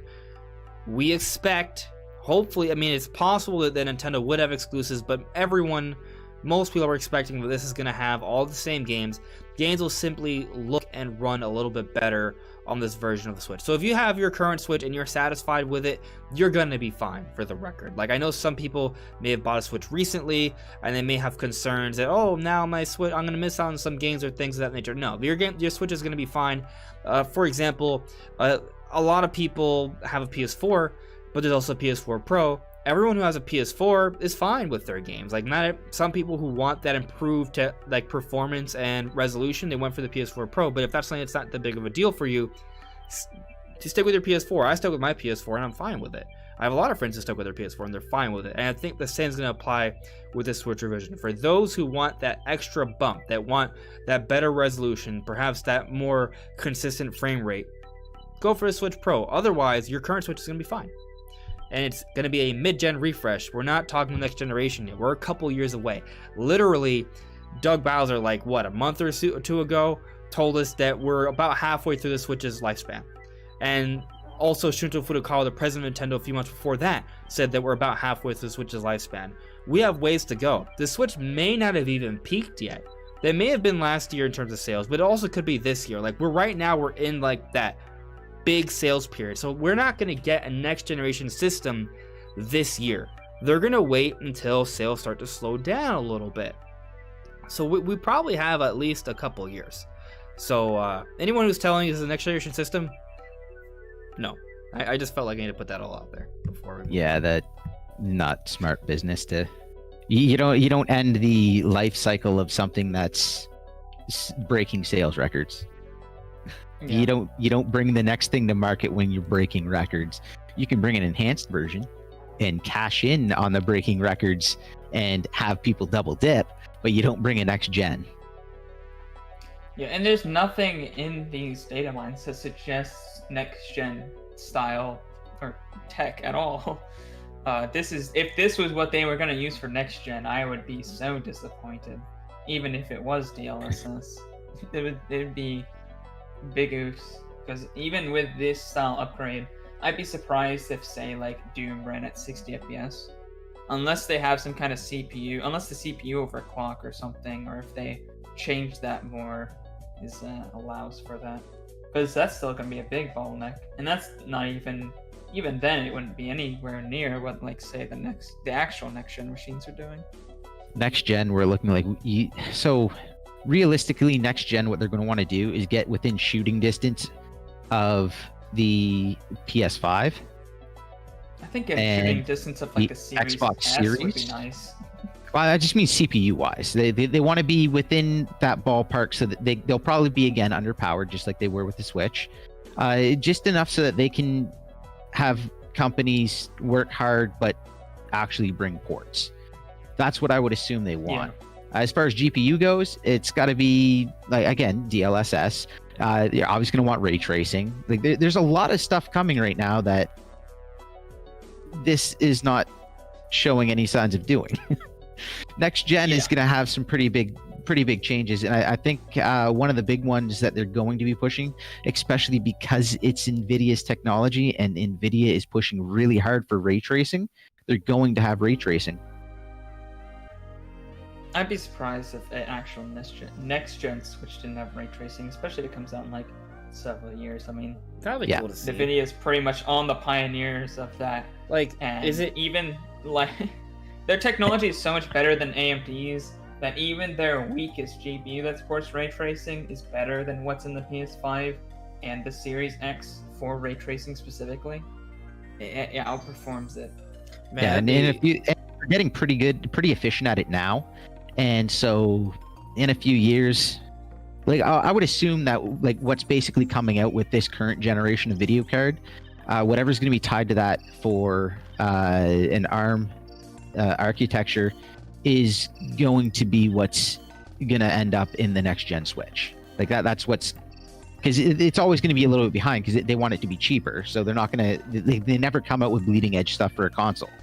Like, the fact that these SSDs are making it into the PS5 and Xbox Series right now is a big deal, because that's a big step. It's a very big deal.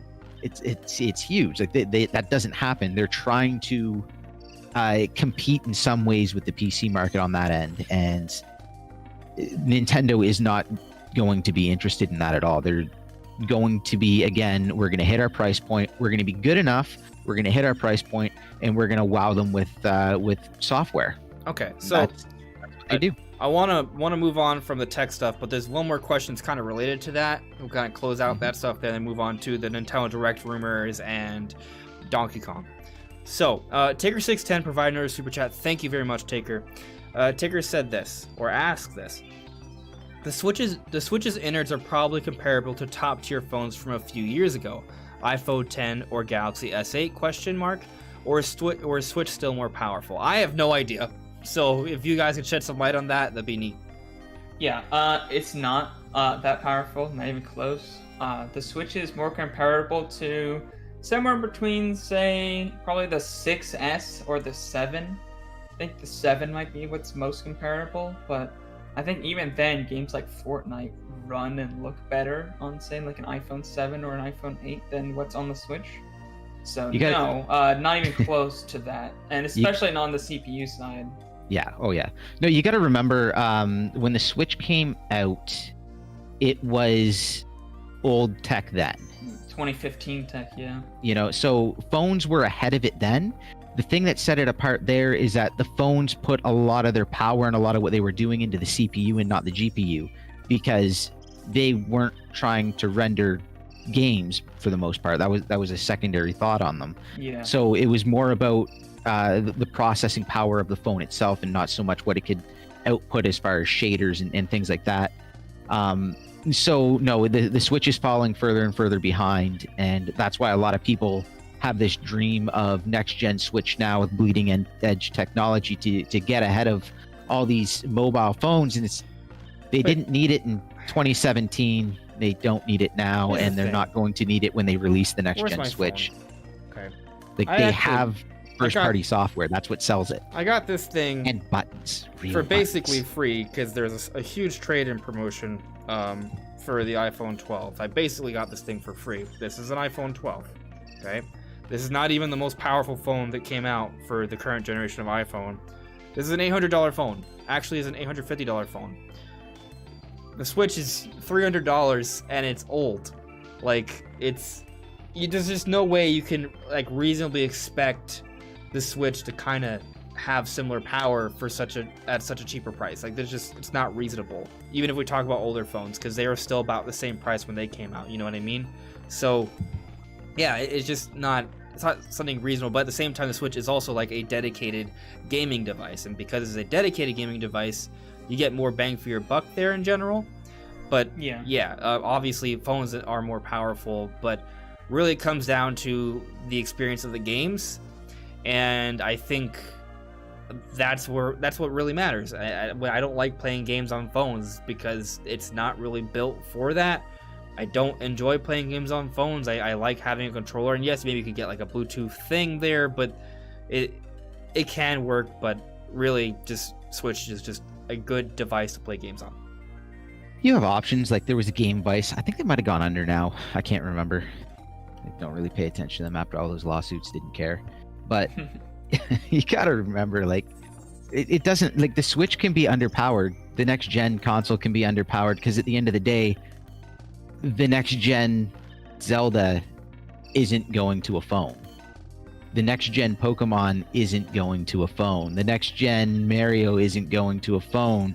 Xenoblade isn't going to a phone. Splatoon, Smash, Mario Kart, like these are not going to phones. So that's why Nintendo, and because they're not, a ton of people are going to buy the next gen hardware, which means that third parties are going to want to cash in on the people that are there and need games to buy because they just spent all this money on this hardware. They have nothing to play other than, one or two Nintendo games. Then Monster Hunter is going to jump in and things are going to go crazy. Pokemon's going to jump in. They're going to sell like 6 to 8 million units that Christmas. Like, yeah, they don't need the power, and people saying they need the power, it's just wishful thinking because they want the power and they want it at that price point, and they want, if you look at what people say it's going to be, a lot of times it comes off more as a wish list than anything else, and it becomes unrealistic. It's like they're not going to put it out at a price. They don't want to go much over 300. That's like a magical number for Nintendo. So to get everything that you're saying, how much money are they going to lose per system? Oh wait, Nintendo doesn't sell things for a loss. unless your name is the Wii U, and that actually turned out to be Nintendo's least successful home console of all time. And they still made money. They came out of the Wii U era with a ton of loose cash in pocket, and their investors were angry because they wanted them spending the money to reinvest, and they said, "No, we'll save it." Yeah, but let's like any smart person with money, any saving fiscally money responsible person. definitely a good thing to do. I agree with that. I want to address a couple questions in the chat, and then we're going to move on to Nintendo Direct speculation. Paint Fat Purple added me. What if this is the next iteration of Switch? What if there never is a next generation? It's just after a while they don't support the original Switch, but that could confuse people. So kind of like iPhones. Yes, it's cell phone style. That's another thing going on is they're saying like very incremental, like they'll just keep going on and like Switch 5 eventually, like the new games just won't be supported on Switch 2 and below, things like that. I think the reason it works for phones though is one, they have ridiculous deals. Like you got your iPhone 12 pretty much for free. Tons of people upgrade that way. They don't upgrade until they can do it that way. Secondly, you need a phone. You don't need a Switch. Yeah. And so there's less reason to buy one.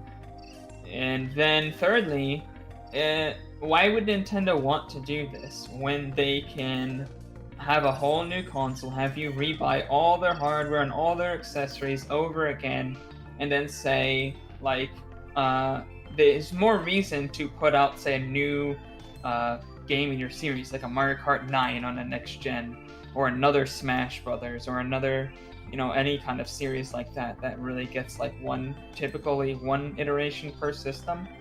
They can get you to buy all those same games again. There's no reason for them to do this, and there's not really a big demand for it anyways.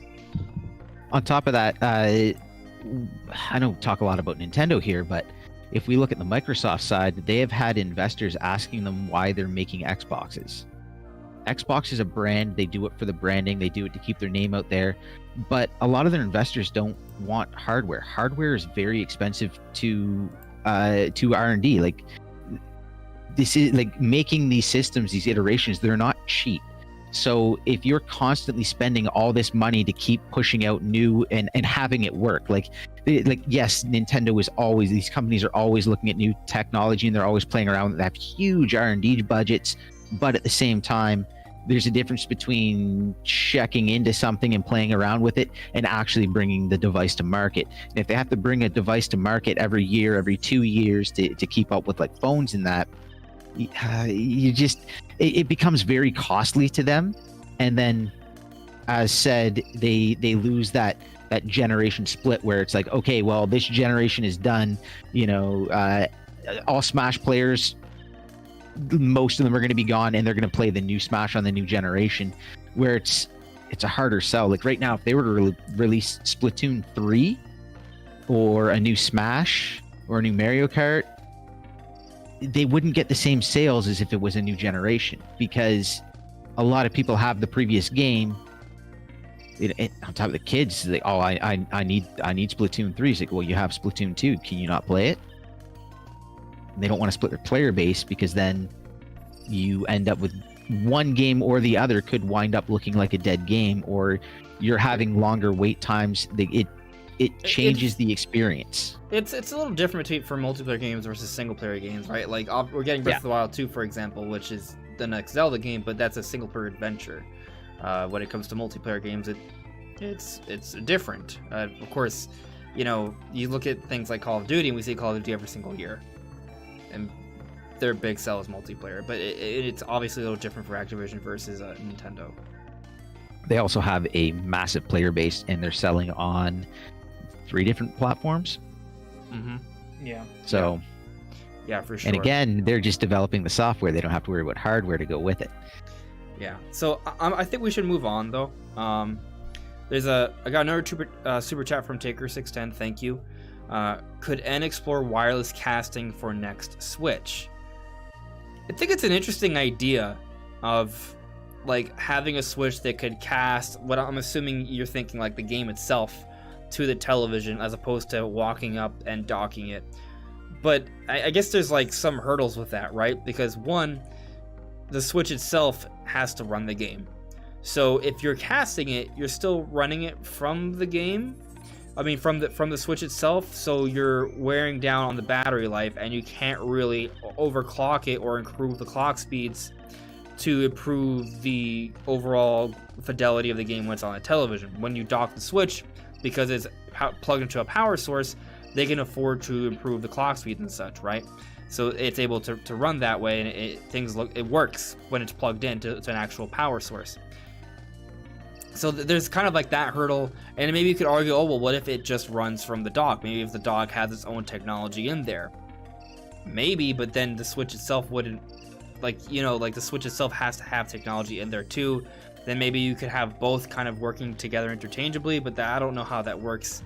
I guess there's just a lot of hurdles with that, and I just don't know if it's like really worth the investment when you could just walk up and put it in there. Maybe like for the next generation, that's something that's more of a consideration. I just feel like there's a lot to change there, but again, I'm not the most technical savvy person with this. Do you guys think it's reasonable to think that a Switch revision could have wireless casting as opposed to just having to dock it? You could, but you're going to introduce latency from, say, the Bluetooth. And what's really the point? Because you're going to be casting like the lower fidelity version rather than, say, just docking it. Like maybe if you just want to like quickly throw up like a browser or something, which the Switch doesn't even support, but say the next gen Switch did, then yeah, that can be convenient. Or if you just want to quickly show somebody something on the TV. And Casting simple things I'm okay with, but like casting the game you're already playing, like if you can just plug into the dock, why not just? It's possible, but like why would they do that? Why would they pay for that? It's not that great of a feature. Yeah, I don't see the point. The latency. If they like again, you're adding another like you have to have the Bluetooth for the controllers.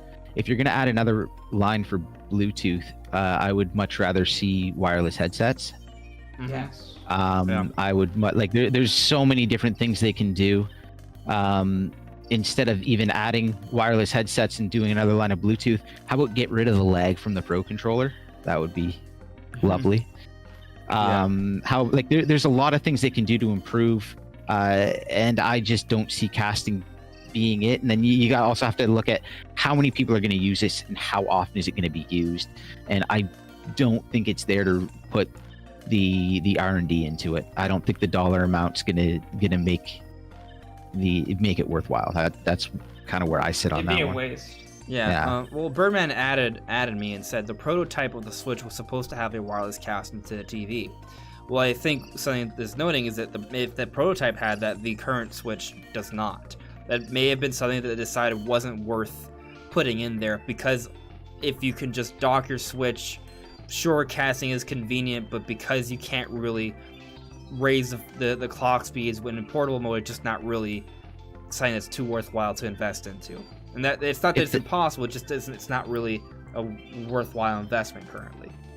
Like, sure, okay, so you have the dock wirelessly cast to your TV, but the dock has to be plugged in. There's a plug beside your TV, so now you're going to wirelessly cast the distance of 3 feet that you could just run an HDMI cable.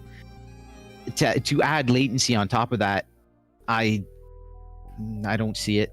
I mean, maybe if the Switch Lite had a casting option, that'd be a little different because it doesn't have a docking, doesn't have the ability to dock. So at that point, maybe it's worthwhile for that version of the Switch. But otherwise, then you're also introducing another power draw. Like it's not free from an energy standpoint to cast, so you're now cost resources to do that. Yeah, like you're lowering your battery life faster to cast when you still need, like, I guess it kind of makes sense for a Switch Lite, but then if that's the case, then why are you guys, like, if you need it to cast to a TV, why are you buying a Switch Lite kind of thing? Right. And like I get the appeal of it. I don't think it's worth it for the resources invested, either the money to put it in, the R&D to do it, and the battery life of your console itself for the amount of times that the number of people are actually going to use it. Yeah. So it just doesn't seem like it's something that's worth doing. While it's possible, it just doesn't seem like they really need to do that. There's other things they could focus on instead. There's Brandon the Brony Pony added me. Do you think the Diamond Pro remakes could be revealed next month on Pokemon Day, February 27th? I actually do. Yeah. I kind of expect that, actually. So stay tuned. If they're a thing, that seems like the time to show. Yeah, by that point. It could happen sooner, actually. But by that point, I expect Pokemon Company to definitely have some sort of presentation, and they will reveal what's coming next. If it's Pearl and Diamond remakes, we will see them then. It could be a different kind of Pokemon game instead. It could be like a Let's Go remake. But if I had to place my bets, and I have already put in my predictions, that yeah, I think Pearl and Diamond remakes are going to be the Pokemon games for this year. But we'll see what happens. Let's see here. Hello there, Super Chris. I am doing well. Thank you for asking. But let's talk about some Nintendo Direct stuff. So there's two different Nintendo Direct angles I want to go at here. One is a blatantly fake leak. Hilariously fake. That I think would be fun to sort of go over and talk about, just so we can kind of, like, maybe those of you in the chat can kind of see where we're coming from in terms of why we think it's fake. You know what I mean? So to kind of talk about that. Think or no. Right. Think with more than 99% certainty. Yeah. So, because nothing's impossible, but it's definitely implausible. But anyway, there's that angle we can go at, and we will. But the other one is an apparent update to the Nintendo Direct archives that, historically speaking, has meant that a Direct of some sort is around the corner. Which one should we tackle first? I think Let's do the fake one first. Yeah, Let's do the- fake one. So we end on something realistic and interesting rather than just cutting something down. Right, and then we're gonna end with something even more interesting, which is Donkey Yes. Kong. But Ooh, I like yeah. So yes, Nintendos, I am talking about the soft war leak. Ah, yes, the infamous soft war. So let me see if I can put it up for you guys so we can all get a nice gander at it. It really is some riveting information that we're being provided here. I think, you know, this changes the game, my dudes. Changes the game. All right, this is on Twitter that I saw it. This verified person, GoThalion, shared it and said, "Please be real." Let me just share it for you guys briefly. There we go. Okay, you guys can see that. Cool. You guys can see that now, right? Looks pretty clear to me. Maybe if I can do a little bit of zoom, so it's a little. We'll see it on our. Is Twitter just not really zooming it? All right, that's fine. It's. Okay. I think it's still visible. But Nintendo, internal use only. Nintendo Direct, January 11, 2021. So there's already like a red flag in my opinion. Oh, okay. The first red flag tomorrow. is actually no. Yeah. First of all, how often do we have directs on Mondays, and how often, if it's this kind of direct that's showing here, which is like a major, massive, general direct of directs, they announce it in advance. If it's a partner presentation, then maybe it could happen tomorrow, like suddenly just drop. But they wouldn't announce all of this in a partner presentation. That just would never. It just would never happen. that they drop out of nowhere with no warning. Yeah, God. partner presentations that have a few third-party games in there, yes, but that's not what this is. The other, well, actually, there was another obvious red flag: the fact that it's a piece of paper. That they would Right. not have a piece of paper that's just out there for people to just see, and that just wouldn't happen. Also, Why would somebody print this out? Also, Nintendo likely will not have the Switch Pro announced in a direct with games. It's probably going to be a separate thing. At least that's the way they handled it beforehand. But let's just read how through. they Here. They're not typically calling it handle a it, Switch Pro. Oh, that's a Yeah, good thing it to does point call out. it a Nintendo Switch Pro, which is. I mean, they're not going to Love it. use Sony's naming system. They're going to use their own. Right. And it's probably going to be something we've never seen before, and we're going to question it greatly. I'm sure. It's gonna be called It's Switch Nintendo. Wii U. Oh God. Switch whatever. U. Yeah. Switch U. No. And then it has casting. Sure. So Nintendo Switch Pro, 4K TV support, Dock Pro, Joy-Con Pro, Bluetooth audio support, high definition screen, 256 gigabytes. That's never happening. NVIDIA DLSS 2.0, price $400. So, first of all, yeah, do I think the Switch Pro could have 4K TV support? Sure. Could there be an improved dock? Well, we just kind of covered how it pretty much has to be an improved dock if it's going to have 4K resolutions. Joy-Con Pro, maybe. But I think more maybe just Joy-Cons that don't have drift. Bluetooth audio support. Yeah, maybe. High definition screen. Technically, we already have that on the base Switch, but it could be a higher definition screen, sure. 256 gigabytes of internal storage. That's never going to happen. We have, what, 32 on the current Switch? Or is it 64? Yeah. It's 32. It's 32. Of which you get 20. Well, you got 26 on launch. I don't know what it's down to now. Yeah. Yeah. If you want storage on your Switch, buy a micro SD card. That's what you do. I will maybe for a next gen Switch, because I mean memory gets cheaper every single year. Sure. Like the SSD I bought back in like 2017 for my PC is like I can get one for half the price. It's 4 times faster, and twice four times the storage. So storage definitely gets cheaper, but it would be surprising to me if it was 256 gigabytes. And this may be 64 or 128, but I don't see such a big jump. Oh. Remember, old technology. What are phones sitting at right now? God, they're still not that much. Like So 500? what are the odds that mobile my $850 phone has my iPhone, right, has 128 gigabytes of internal storage. There are some $1,000 phones that have 256 or 512, but they are $1,000+ phones. Remember, cost for $400 Switch. Just remember that. So $400 price point, and we're talking more than what a high-end phone has right now. That's not going to happen. No, yeah, it's just super unrealistic. Also, again, like Nintendo's not going to put out. I mean, I guess the idea is this internal use, but they're not. They don't. If it's internal use, they don't have to say all of these things. They just say, "Hey, we're gonna have this during the presentation." They're not gonna state all the specs in a internal use thing when they're just giving you an outline of what they want to show off. Exactly. First party software. There's no E, so that's a blatant spelling error there. In a supposed official document, right? No. They don't have spell check at Nintendo, apparently. Nope. They're behind the times. Just give them a break. Nintendo, he was working from home. Yeah. Nintendo World Park Tour, coming out April 23rd at the same time as the supposed Switch Pro. So I don't think the premise of a new Nintendo game coming out in April along with the Switch Pro in April is that crazy. And also with the Nintendo Park coming out, maybe they would have some sort of Nintendo Land-like sequel coming out. I remember how I had that theory that there was going to be Retro Studios is developing some sort of Nintendo Land sequel, and we haven't seen what that game is for so long.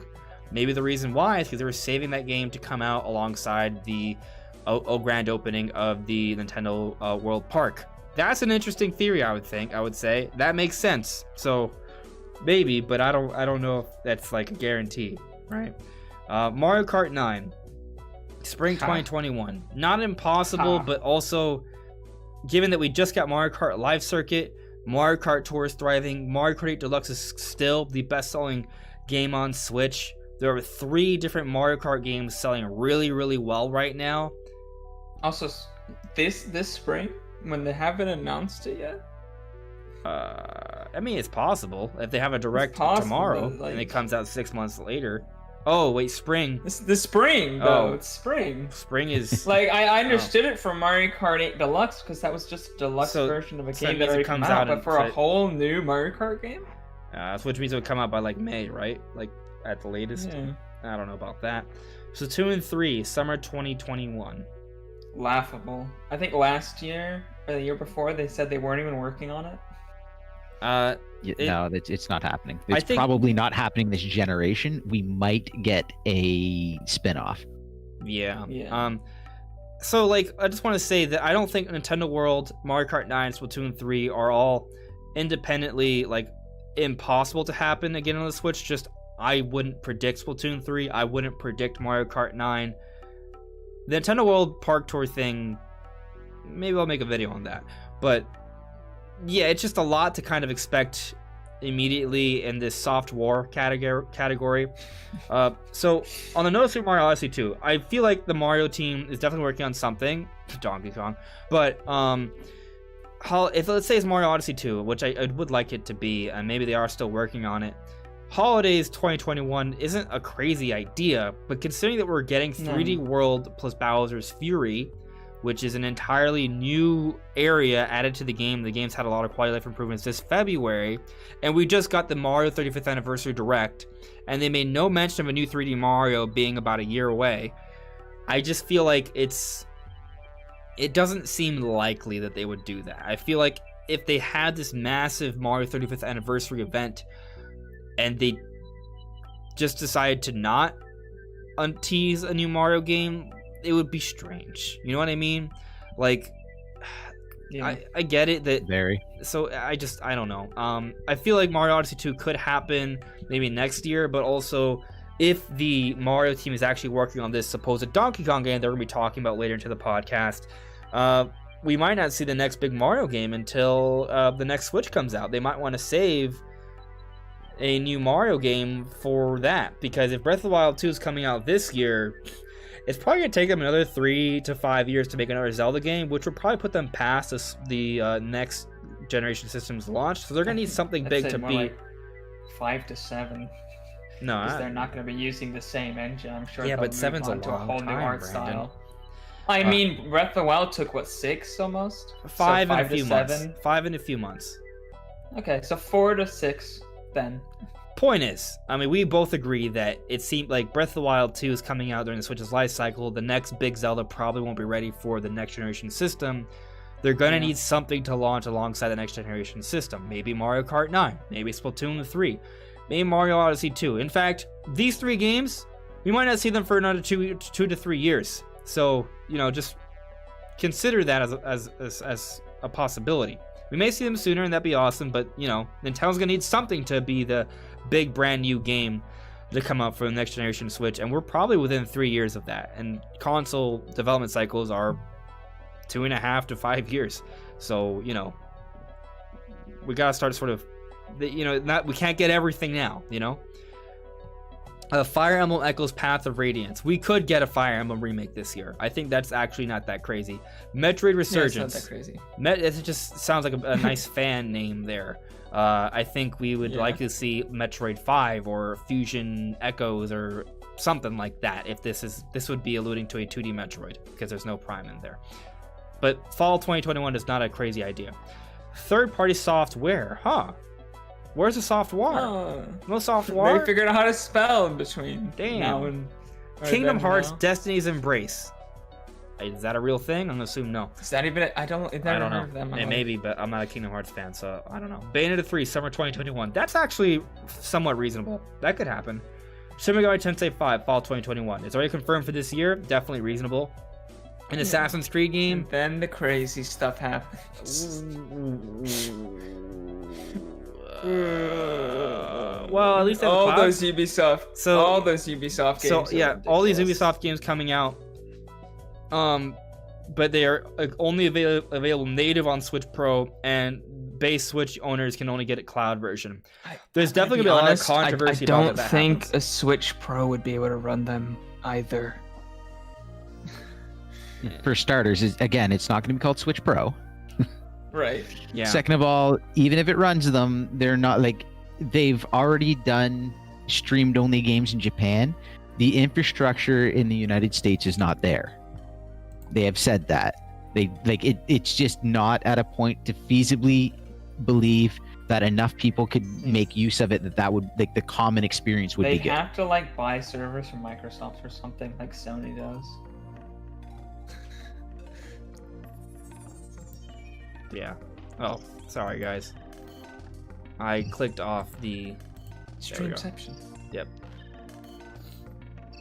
So, what else we got here? Capcom, Resident Evil 2 Remake, April, Resident Evil 3 Remake, Devil May Cry 5, Special Edition. This is crazy. Same thing with the Ubisoft thing. Grand Theft Auto 5 Premium Edition. I mean, in April, with the other things that are coming in April, that's a lot for April. Premium Edition? I'm pretty sure it would just be called Grand Theft Auto 5. Call of Duty And Black just Ops to Cold War. Point out one more thing with Capcom. Would they not then have waited to release the demo at the end of this direct for Monster Hunter? Would that not have made a bigger splash for Nintendo? Would that not have made more sense? Instead, there's no mention of the big game that they just dropped a demo for a couple days before, that's coming out in a few months, that's going to be their best-selling third-party software. No mention at all. Yeah, that makes sense. That sounds logical. Only available natively on Nintendo Switch Pro, Final Fantasy VII Remake, cloud version. Yeah, I just don't believe any of this. So moving on, upcoming Nintendo Switch Pro and Nintendo Switch games. Crash. I don't even want to read this whole list. Let's just skip to the bottom here. Legends of Echoes of the Past, April. What? No, you're not getting this new Zelda game, a Nintendo World Park, all these games on literally the same day. That's not happening.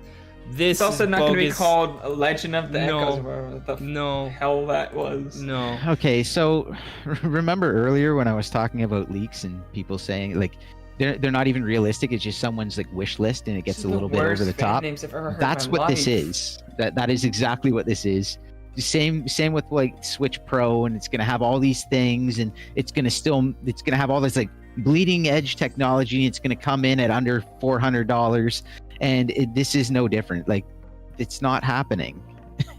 Like, This is some of those, yes, laughable. some of those could feasibly happen, but it's not. It has nothing to do with, you know, it being in this document. It has everything to do Also, with, you know, that third some of them party are. support would be insane. That'd be like all of the third party support that the Switch has gotten combined all at once.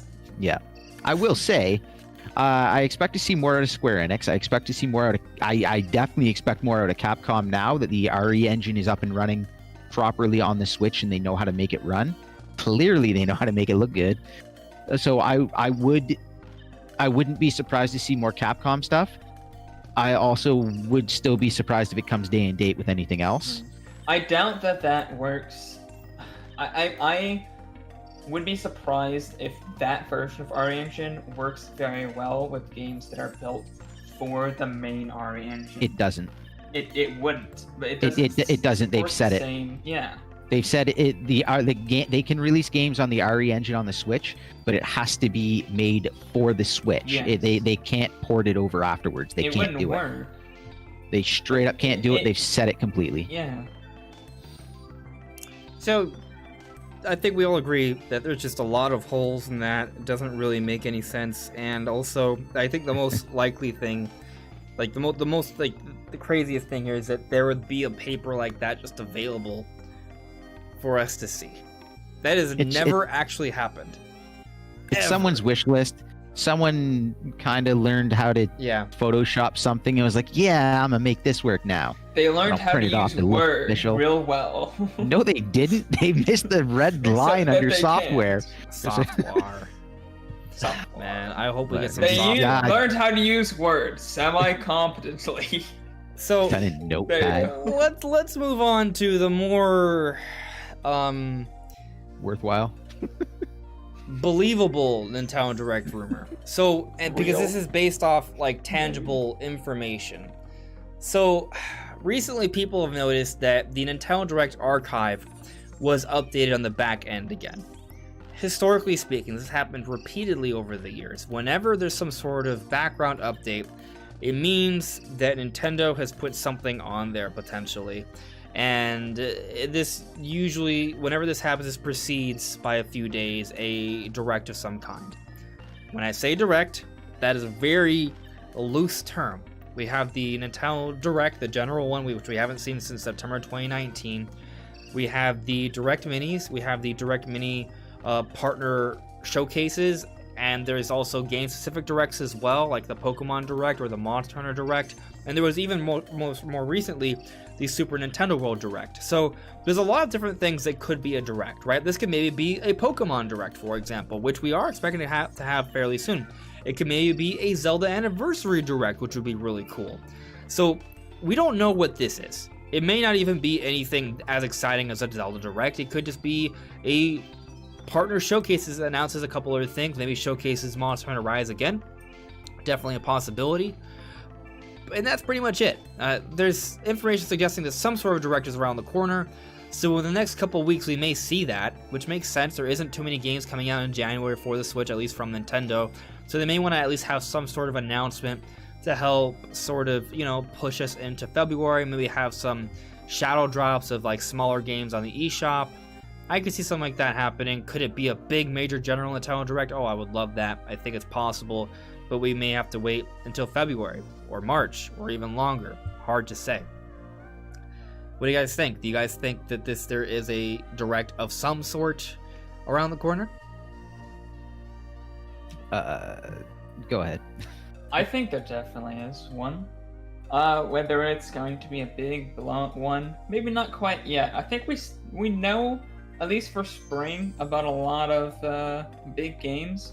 So they might want to wait till like March or April to have their, big direct where they show off a lot of stuff for the rest of the year. Because right now, we kind of know about a lot of games. They might maybe have like a direct mini to fill out, games here and there throughout the months. But for the next several months, we have the big flagship games known already. They're known quantities, so we don't really need those. So I could definitely see like a major direct waiting till like March, you know. But as far as like a direct in general, I'm sure there will be in the next month or two, whether that's a partner showcase or I'm actually thinking a direct mini is fairly likely. We've seen them in surprised January. if they didn't have, yeah, and I'd be surprised if we didn't have some kind of Zelda presentation near the anniversary, similar to what they did for Mario. I mean, for sure, the one, if we're getting anything between now and the end of February, it's a Pokemon Direct. 100%. Oh yeah.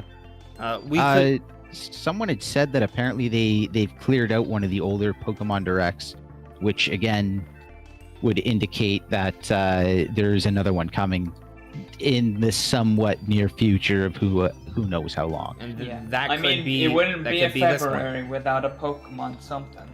They've done some. Yeah, like- they've had Pokemon presentations in January before, though, and I feel like this Direct Archive update suggests that we're getting a Direct in January. So it could be that just have an earlier Pokemon Direct, and maybe they actually have a release of some sort to celebrate the 25th anniversary on Pokemon Day instead of just a presentation, because it is a 25th anniversary, right? So they're gonna want to do Right. things for that. Now they could have the Pokemon Direct in February, and they could still have like a shadow drop then, you know? Yeah, they could shadow drop some like older games. Yeah, into like the eShop. Red and Oh, Blue, they're for gonna- example. They'll probably shadow drop the battle game. The was it the Pokemon arena Unite? battle? Pokemon Unite. Is that it? Yeah. I mean, I just personally wouldn't. There's a lot of controversy with that game. I don't think it would be a good move to have they need that to come show out more on of that. Pokemon's And has- 25th anniversary. I think you should wait. And has like, the until summer Pokemon for that. company been making incredibly brilliant moves that their No. fans love? No, they have not. I'm not saying this is like the number one thing fans are gonna love. I'm saying this is something we know about. It needs to drop, and I wouldn't be surprised if it does. I'm also, sure it's something that would no, do it's- amazingly in the it's- West. Going to do well. It's like the game's Yeah. gonna do well. It's gonna be on cell phones as well, and I can almost guarantee you that it's going to make an appearance at Worlds. If it's available in China, it's going to do epic. It's just going to do amazing. It's gonna be on cell phones as long as they allow it, which they probably will because it's Pokemon, and they're not going to do anything that China would be against. Yeah, Yeah. I don't see like companies it's- tend to it's bend over big. backwards for China these Now days. I'll say that we Yeah. got 2 Pokemon presentations last year, back-to-back weeks. One of them had all the other Pokemon stuff, and then the one that came after was Pokemon Unite. And I think it's because there's some sort of deal in place between them. And what's the name of the company that's making Pokemon Unite? Some sort of giant Chinese. Tencent, right? Is it Tencent? I think yeah. it is. Yeah. So prob- yeah, it's probably definitely everything has coming to on go. China then. It's going to be huge in China. Everything that goes through China has to go through Tencent. And Tencent isn't just like they are a Chinese company, but they handle. They've got their hands in like They half the are gaming world. They're one of huge. The biggest like companies. Yeah, they're absolutely disgustingly enormous. Yeah. So One of the biggest companies in the world just because of China. Yeah, Paint Fat and their Purple control over it. added me and said big holiday Pokemon games were revealed in May or June.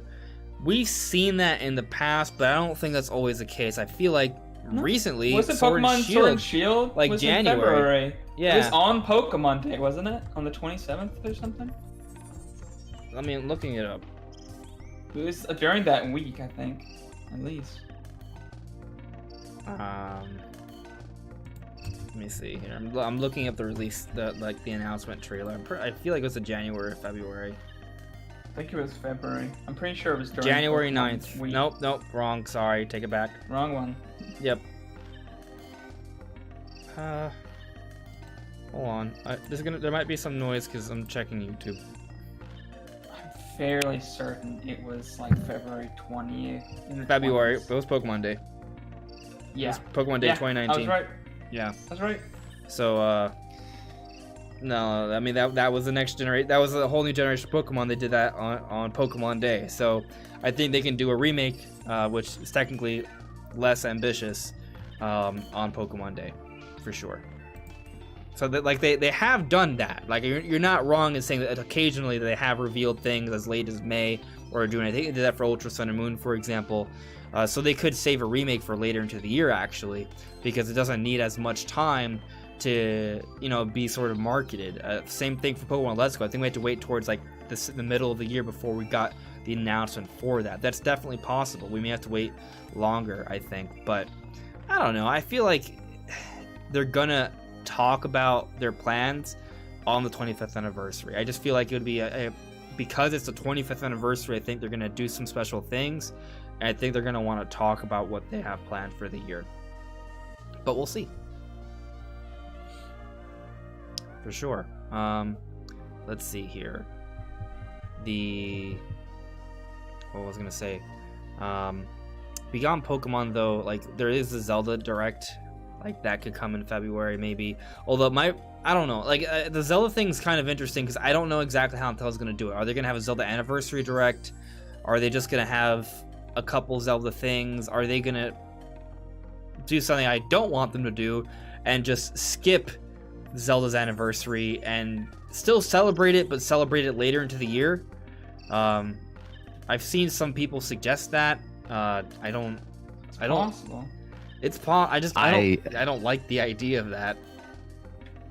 I feel like they wouldn't want to. Like Zelda isn't like that. That's not a little franchise for them. Zelda is something like they baby. tease years and years in advance, and they go over it in great detail several times during the year that it's released. Here's the argument some people have made though for why we may not get a lot of Zelda news until later. Because Mario's anniversary celebrations are going on until March. Some people made the argument that they were going to want to conclude those Mario stuff before they begin Zelda anniversary celebrations. Personally, I feel like having them overlap doesn't really impact anything at all. I feel like most of the hype and the celebrations are already over. Like technically, they're still selling stuff, but they're not like announcing anything new. It's just all stuff we've already known about. It's all known quantities. Yeah. I feel like with E3 not being even if we know it's going to be a thing or not, I feel like they're gonna want to talk about Zelda in some other event, some direct of their own, because I feel like E3 is when they would talk about it. But since that we don't even know if that's gonna be a thing, and it's likely not even going to be a thing this year, they're gonna want to talk about their own direct, and why not at least mention or tease it during the Zelda's anniversary. I could see them not doing a big direct and just doing a lot of directs or a lot of anything throughout the year, because one way it's a marketing scheme that companies will use where they flood the market.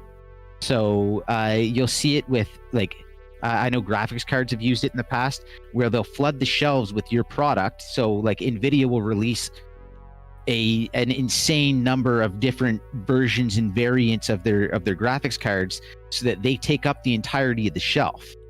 So if Nintendo does the same thing with the news, we're talking next gen systems, they're going to have things to announce, they're going to be pretty big, but then every announcement is okay, they announced something, boom, Mario announcement, oh, Zelda announcement, oh, more Animal Crossing stuff. Like there's just they can flood out the next gen consoles with news if they have a big enough year. And I could see that as being a marketing strategy that they employ. I would prefer to see a larger direct because I like the event. I really enjoy the event, but I could see them doing smaller things and just pushing everything out. I think they definitely will employ that strategy to some extent, though I do think there will also be big events. Specifically, the reason I think that is, as I've said a couple different times, just because Zelda. Like, they'll at least have some kind of big event for Zelda. They're not gonna just I mean, they might drop trailers as well, but they are going to have some sort of blowout event where they go into detail and they show it off, and they have the treehouse play through it and all this kind of stuff. They're going to have that. They're not just going to only release trailers or only drip feed information. They're gonna have a big event, like they always have.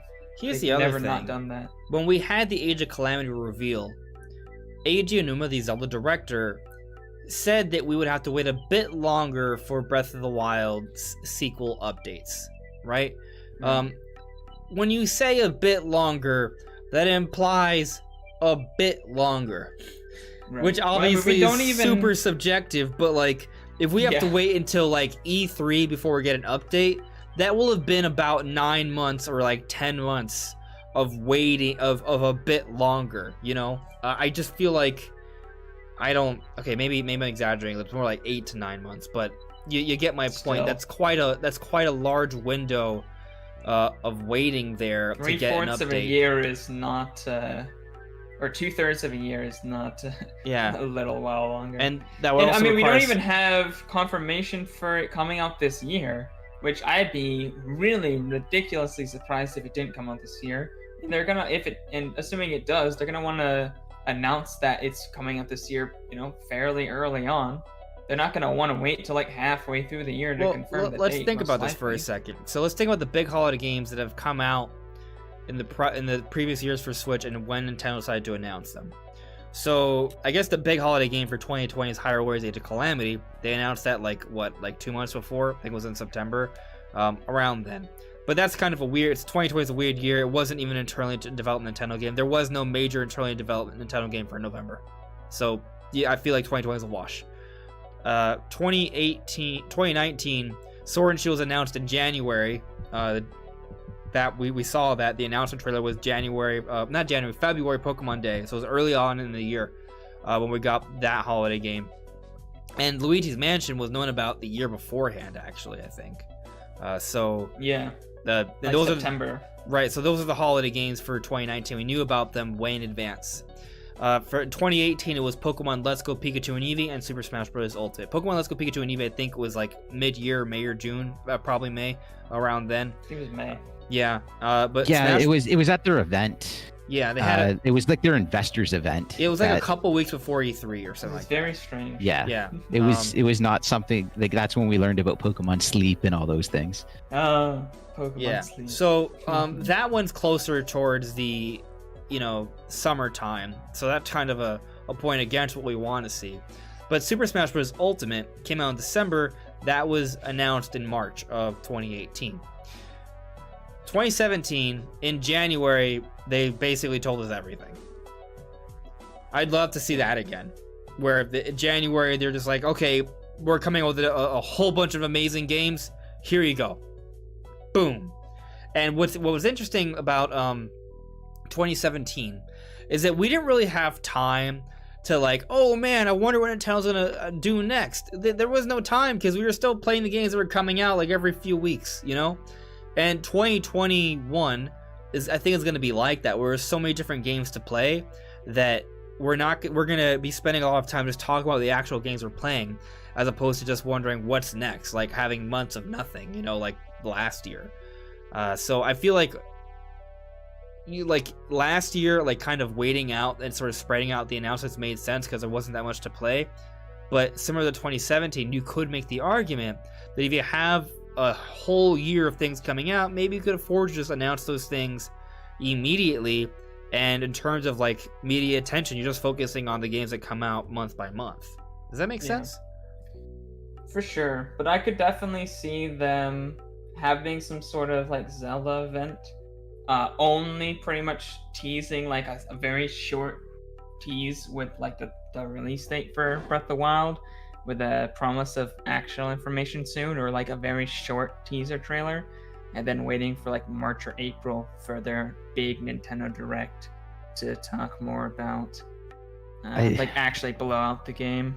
They might give us like it releases this year, but I feel like they do one of those things where they announce an announcement before anything else, just to build hype till like people break. So I've heard speculation that Breath of the Wild 2 might not even come out this year, which hurts me. Like, it hurts me. Like, that would just be bad, I think. Like, first of all, Zelda's 35th anniversary, I feel like it's a missed opportunity to not get it out for this year. Now, the people who've argued this are saying they would still be out by the fiscal year, so by March of next year. It would be like with a Switch Pro, for example. Why the hell did they show it off in 2019 then? By the way, there's no way coronavirus would delay it that long. Let's be real here. It wouldn't be that big of a delay. I don't know.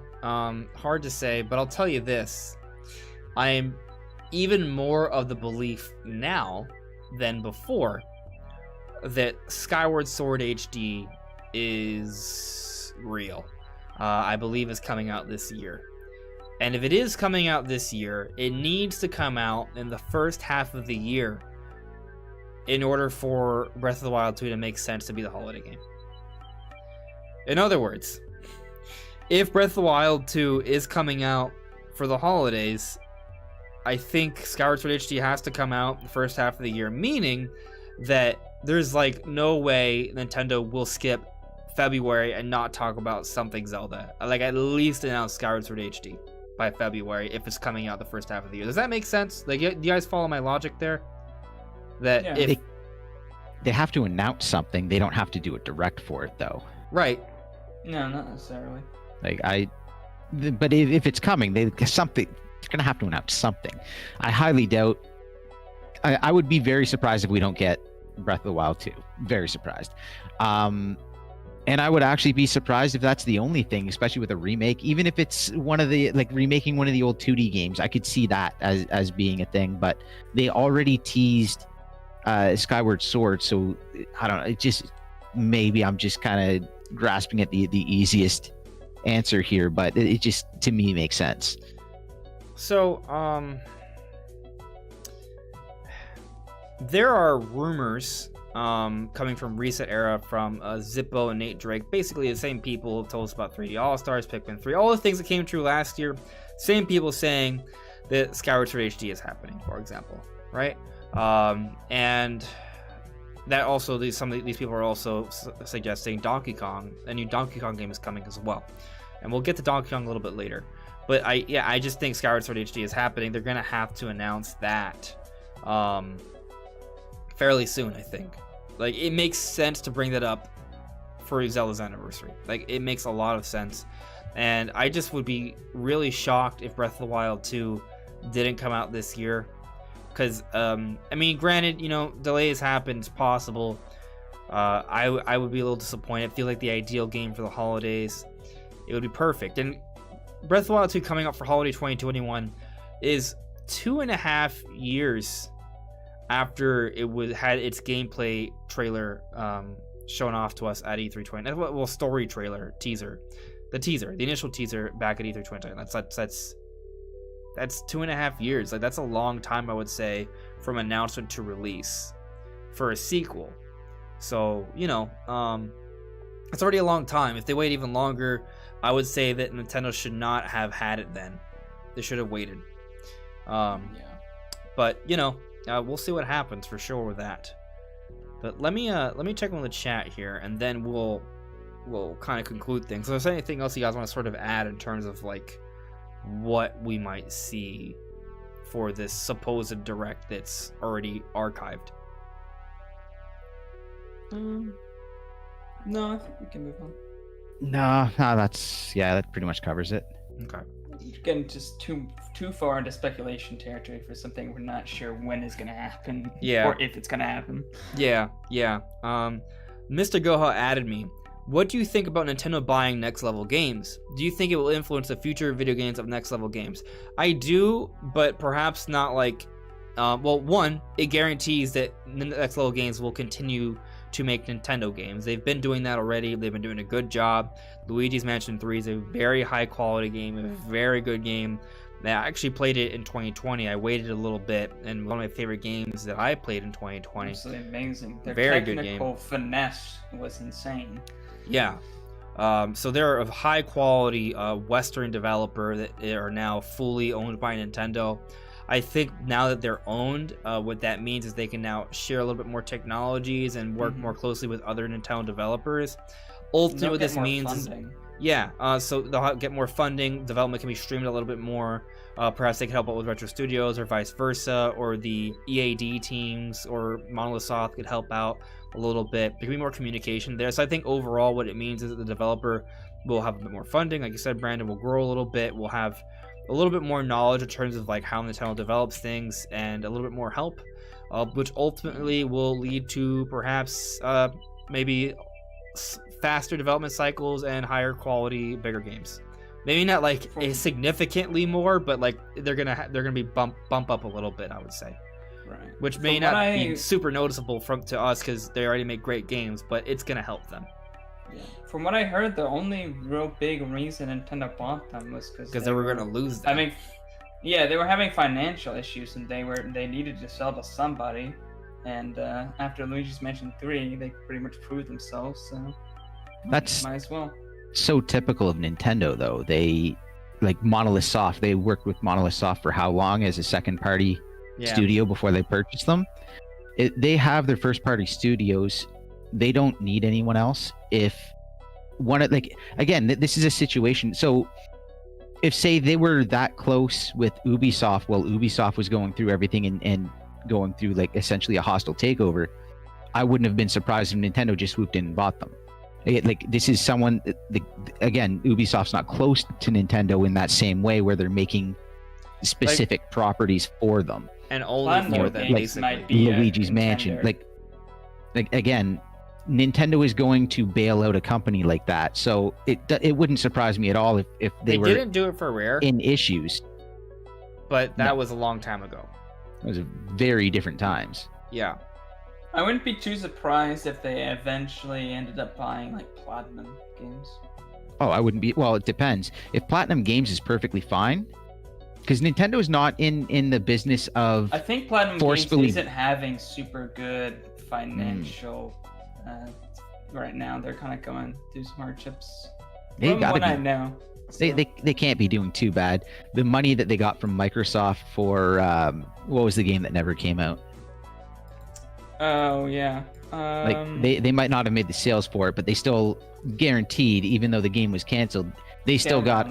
Yeah, they still would have gotten a fair bit of money from Microsoft for all that. So maybe it was enough to cover development costs. So they weren't losing money, but now they're not making money. But I believe I read an article that said that they're not doing super hot financially. If they get not terrible either. If they get into trouble, like actual trouble, I would expect Nintendo to swoop in. Nintendo, however, is not in the business of, forcefully buying a company. Yeah, they'll definitely not. Their acquisition of Monolith was like over a lunch, where it was like, oh, you guys need like. They were discussing it. And it's like they were discussing philosophies and whatnot. And it's like, well, we can make you an offer if you want. And like, okay, and that gets done. This is like Nintendo doesn't need more studios, but they also are not going to abandon and turn their back on studios that they work with. So I like again, if Platinum if Platinum actually goes into trouble, like I don't mean like, oh, they're not doing very well. If they're not doing very well, they're one game release away from doing very well. I mean, yeah. I mean, the thing is, Platinum Games also makes a lot of games for other companies as well. So they're not like exclusive like Monolith Soft and Next Level War, where they were basically already Nintendo developers. Platinum Games is a recurring partner for Nintendo. So if they were to buy them out, that would actually be huge. Because what that would mean is that basically their output of games would all be exclusively Nintendo systems, which would be a huge, huge thing to do. And they'd also probably would then start developing with Nintendo IP more often, which would be crazy. Or also, it would guarantee that Bayonetta would just be like Nintendo forever. Yeah. Like it's just the only thing I can see there is like, yeah, it's they could let Platinum go away, but it also depends on who's getting offers. I'm sure they would be talking with Platinum, and if it's like, if they're getting offers from someone, I don't think they're going to want to let, you know, Sony or Microsoft come in and buy them, and then they're not able to work with them anymore. Yeah, but to your point, like, a lot of this is based off the relationships between the company, like personal relationships and how they work together, right? I'm pretty sure Platinum Games holds Nintendo in high esteem, because if it wasn't for Nintendo, Bayonetta would no longer be a thing. You know? Like, Nintendo saved the Bayonetta franchise. So there's definitely, like, I'm pretty sure some good energies between both companies. Obviously, they work together. I mean, they worked on Star Fox Zero, for example. Astral Chain was an amazing game that came out for the Switch, and Bayonetta 3 is going to be like one of their biggest games ever. Like, they work really well together. So if they were to ever run into issues, I feel like Nintendo would definitely strongly consider it. But it wouldn't be as obvious of a choice as like Next Level Games, which is already making like exclusive content just for Nintendo, pretty much. But you got to remember, like, Nintendo's at the top right now. Like, as far as a company that people want to work with, they get to pick and choose who they work with. They're also not looking to just acquire a studio because it's a big name studio that makes good games. They want to acquire studios that they can work with and trust and match the brand. It's very important, especially to them. It's great that you bring up the brand, because the brand means everything to Nintendo. So they're not just out there looking for studios to buy because they have enough. They're perfectly fine. They're not gonna one day wake up and have no games on their system, on their platform. They're looking for very specific kinds of studios, and I feel like they're not actively out there searching for studios. They're out there working with studios, and if something comes up, they are open to the acquisition. It's not like Microsoft that just went through a generation where everyone thrashed them for not having first party games.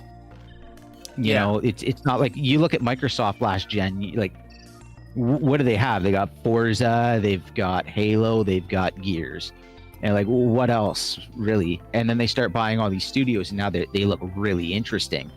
You know, Microsoft was in that situation. They're much better now. Nintendo is not in that situation. Sony isn't in that situation. Sony, however, does also like to get loads of studios, but again, their brand is more open. Imagine Nintendo had to entirely buy out Pokemon. Like, technically, they do it. If they had to, they do it in a heartbeat, but I don't think they have to. Right, they don't have to. Ever have to. Yeah, that's just, like, Pokemon is arguably more important than Mario. It's yeah. So Pikachu's more well known. Yeah, so Nintendo would never let that one go. But let me check in with the chat here, and we'll get to the final topic of the night. So Taker610 provided another super chat and said, "Legend of Z, don't hold your breath of the wild." Yeah. Yeah, maybe that's what it's gonna be called. Let's see here. iSonic added me.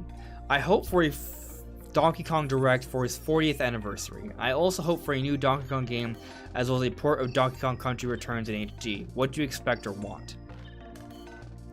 I think a Donkey Kong Country Returns port is not crazy.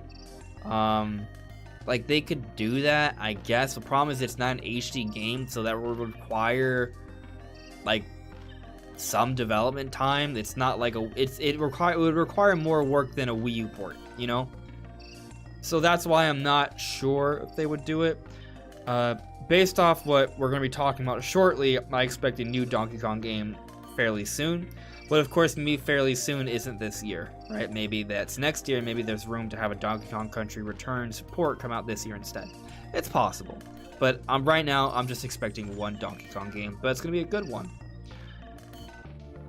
Paint Fat Purple. Is 4 weeks enough time from reveal to release for a Zelda remake or collection? Mario was 2 weeks. 100% yes, yeah. I think so. Nintendo has shown that it doesn't matter, really. I think when it comes to remakes or remasters, I should say, and collections, it's easier for them to do that. When it comes to bigger, brand new games, there tends to be more of a a gap there, and obviously 2020 is an aberration in general with the announcement to release windows there.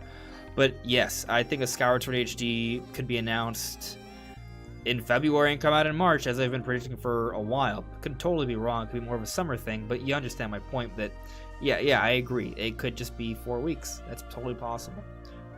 Very easily. They can drop a trailer and have it go viral, and 2 weeks later put it out. Yeah, I don't think... Not like... Go on, sorry. It's not like a completely new game. It doesn't have the same development time and cost, so they don't need to hype it as much because they don't need to sell as many. Yeah. I'll tell you though that I don't think Skyward Sword HD is coming out in February. If you're hoping like there's a January direct that confirms it for February, and my only reason for that is because we already have 3D World plus Bowser's Fury coming out in February, and Bravely Default 2. That's 2 published Nintendo games. 2 games Nintendo is paying money to be made, and they're both coming out in February. I feel like they're not going to have 3 come out during that time. I think they would wait a little bit longer to release Skyward Sword HD, but it doesn't mean that, which is why I'm actually thinking that we'll probably get the announcement for it around that time. But moving on. Let's see here. Brandon the Brony Pony. Do you think Smash also will get a Fighters Pass Volume 3? I'm leaning towards no, to be honest with you. Yeah. Like 90%. Continuing with your question though, I asked because it seems like Soccer really enjoys making fighters, and this is the Ultimate Smash game, so why not keep it going? Well, that was the argument for Fighters Pass Volume 2. It happened, but eventually they do have to stop. It's possible, but I just eventually he's gonna have to move on. So we'll see. Let's see here. Moving on. Birdman. They will probably announce Skyward Sword HD or the same way as 3D All Stars, like in a Zelda Direct. Like I said, I think it makes sense for Zelda announcements to happen in February, but for the release to happen a little bit later. So I'm inclined to agree with you. Paint Fat Purple Adamy. Are they really going to put out a big Pokemon game and Breath of the Wild 2 in the same holiday? Doesn't seem like a smart move. They're really loving the big game in March thing. Well, there could be major games coming out all throughout the year. I don't think the Zelda audience necessarily completely overlaps with the Pokemon audience. They're not the same type of games, and even if it does, like, they're 2 completely different genres. I mean, here's an example. And they won't be releasing in the same month. 2018 had Smash Ultimate in December and Pokemon Let's Go in November. So that's not really too different from Breath of the Wild 2 in October and Pokemon Diamond Pearl remakes in November. It's like the same thing. We've seen I was more concerned about their launching Pokemon and Animal Crossing on top of each other, and they spread that out. Like that's a game where you had, like, I feel like there's a decent crossover of audience there, and if they would have come out at the same time, I wouldn't have bought an Animal Crossing.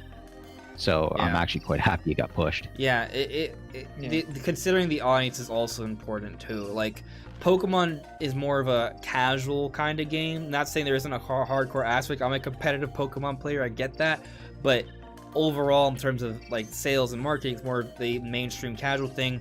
Breath of the Wild 2, while it has become mainstream, it is also a very core-centric kind of game. It's 2 sides of the spectrum here.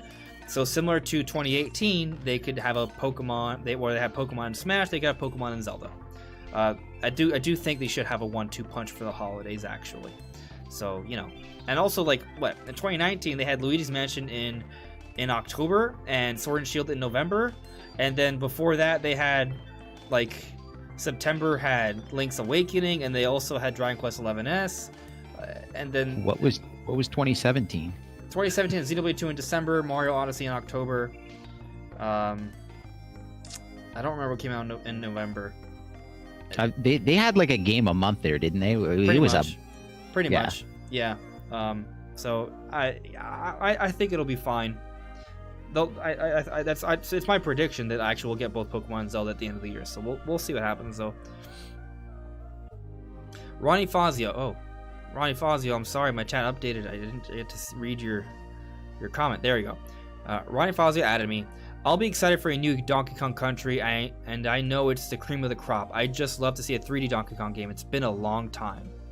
Indeed it has. Birdman added me. Maybe Nintendo sent some employees from Next Level Games to Retro to help them with Prime 4. Maybe. You know, that's possible. They're on in the same continent now, so like that could happen. But let's get into the final topic here, guys.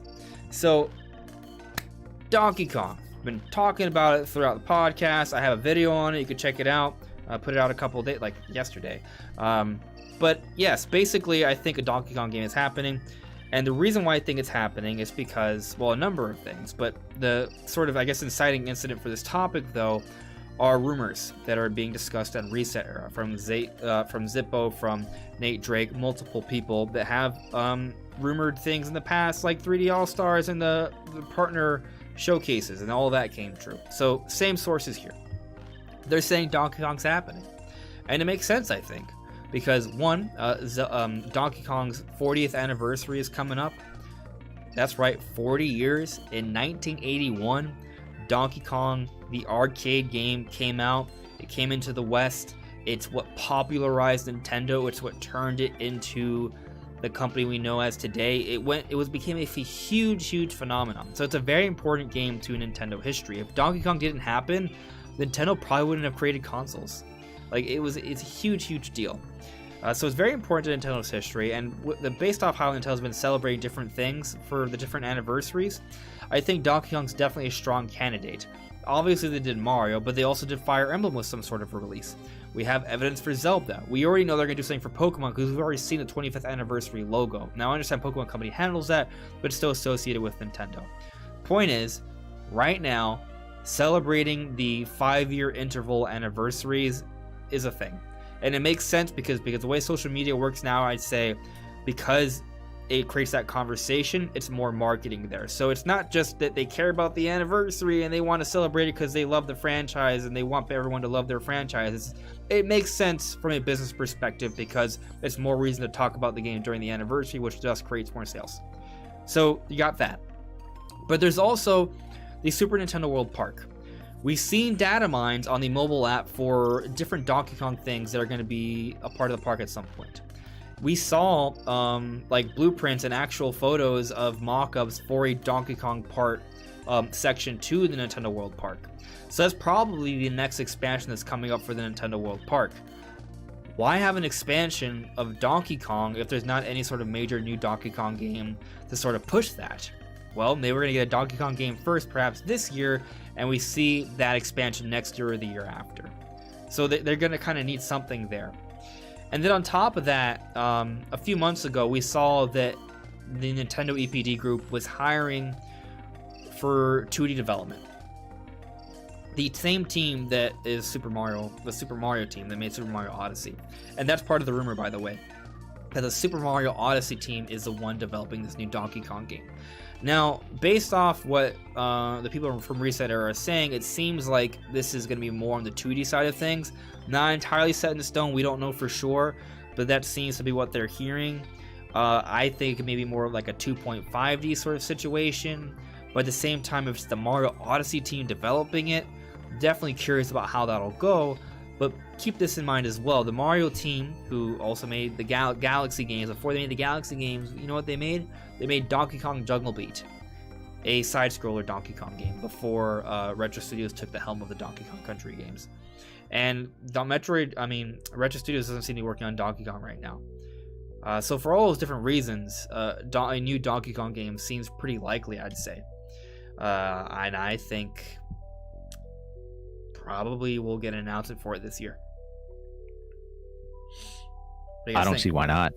I don't see why not. I still feel like at some point in time they're going to drop a Donkey Kong 40 on the eShop for free, and they're just going to be they're just going to run that battle royale again. That'd be fun. I would love a new 2D Donkey Kong game. Tropical Freeze, as I said earlier in chat, is my favorite 2D platformer ever made by far. I absolutely love that game. So for a new one to be made would be great.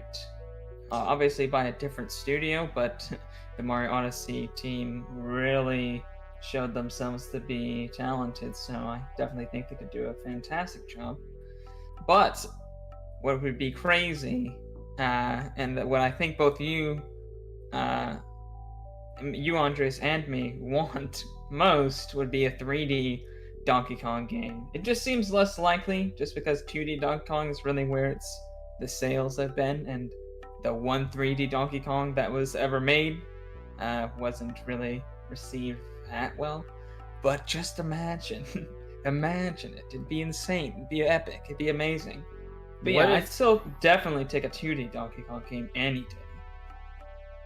What if it's like a Mario and Donkey Kong game? And I'm not talking about the Mario. There's not Mario and Donkey Kong series. I mean, like, what if like it's like a sequel to Mario Odyssey, but it's like an Odyssey of Donkey Kong Country, where you have both Mario and Donkey Kong playable in the game.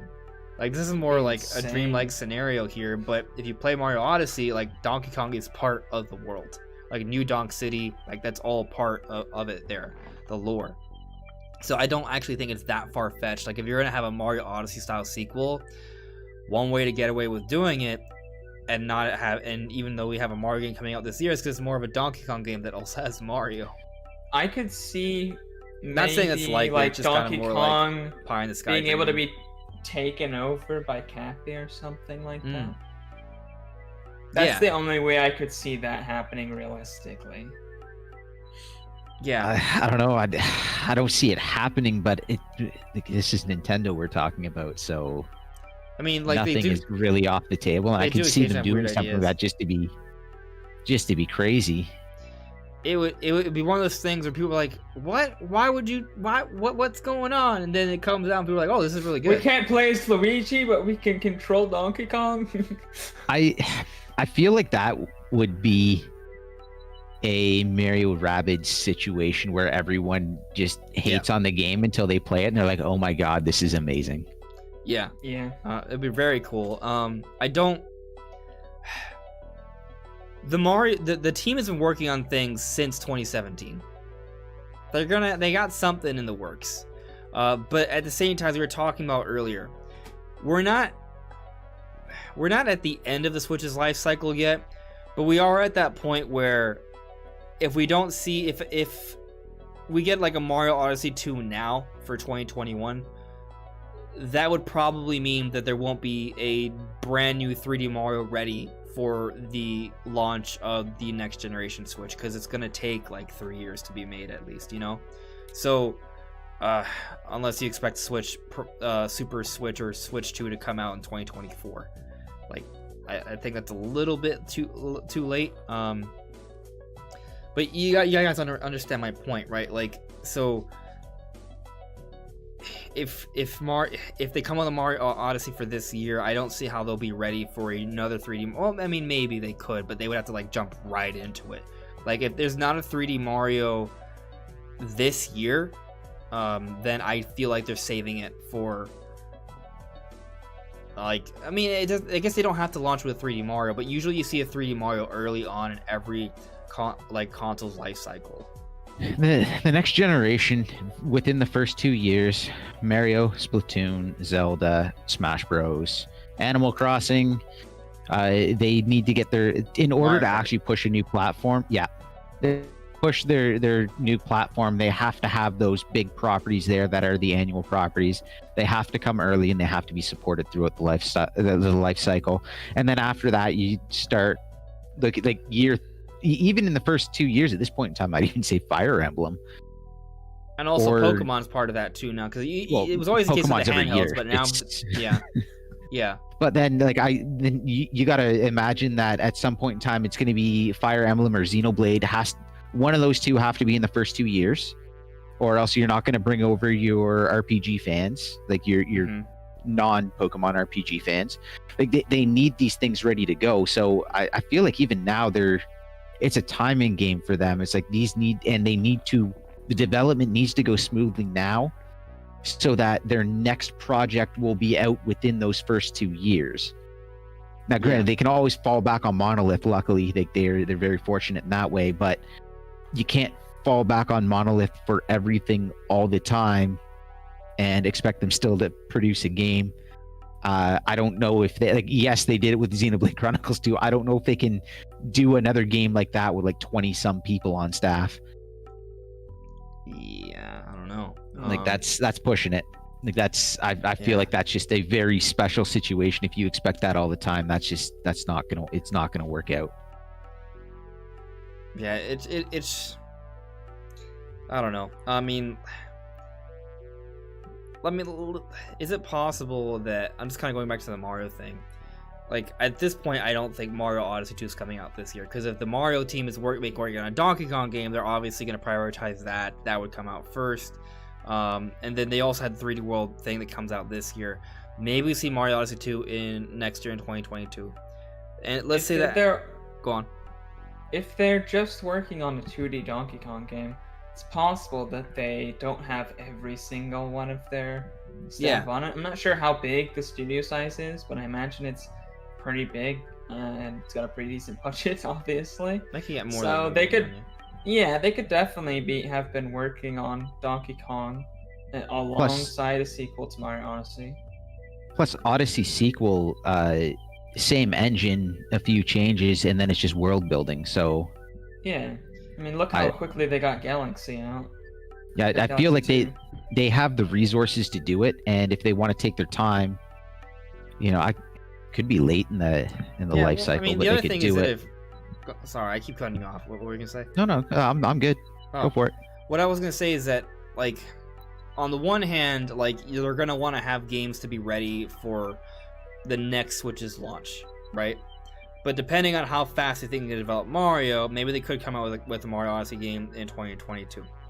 And I guess one thing to consider with that is that if Breath of the Wild 2 comes out this year, if Bayonetta 3 comes out this year, what do you have for next year? Next year, we'd probably have the next generation of Pokemon, Metroid Prime 4, and a Mario Odyssey 2. They're gonna need something more than Prime 4 and a Pokemon, I think. Okay, 2D Zelda. Yeah. And maybe Xenoblade 3 is a next year thing. How long do you think it's going to take to make the next episode of Astral Chain? I can see that could be a next year it thing. Depends but if on 3 comes out this year, they might started it quickly. Yeah. So like there are options. There's plenty of things out there. And then also you got to remember next year you're going to have the G rank version, more than likely anyways, the G rank version of Monster Hunter Rise.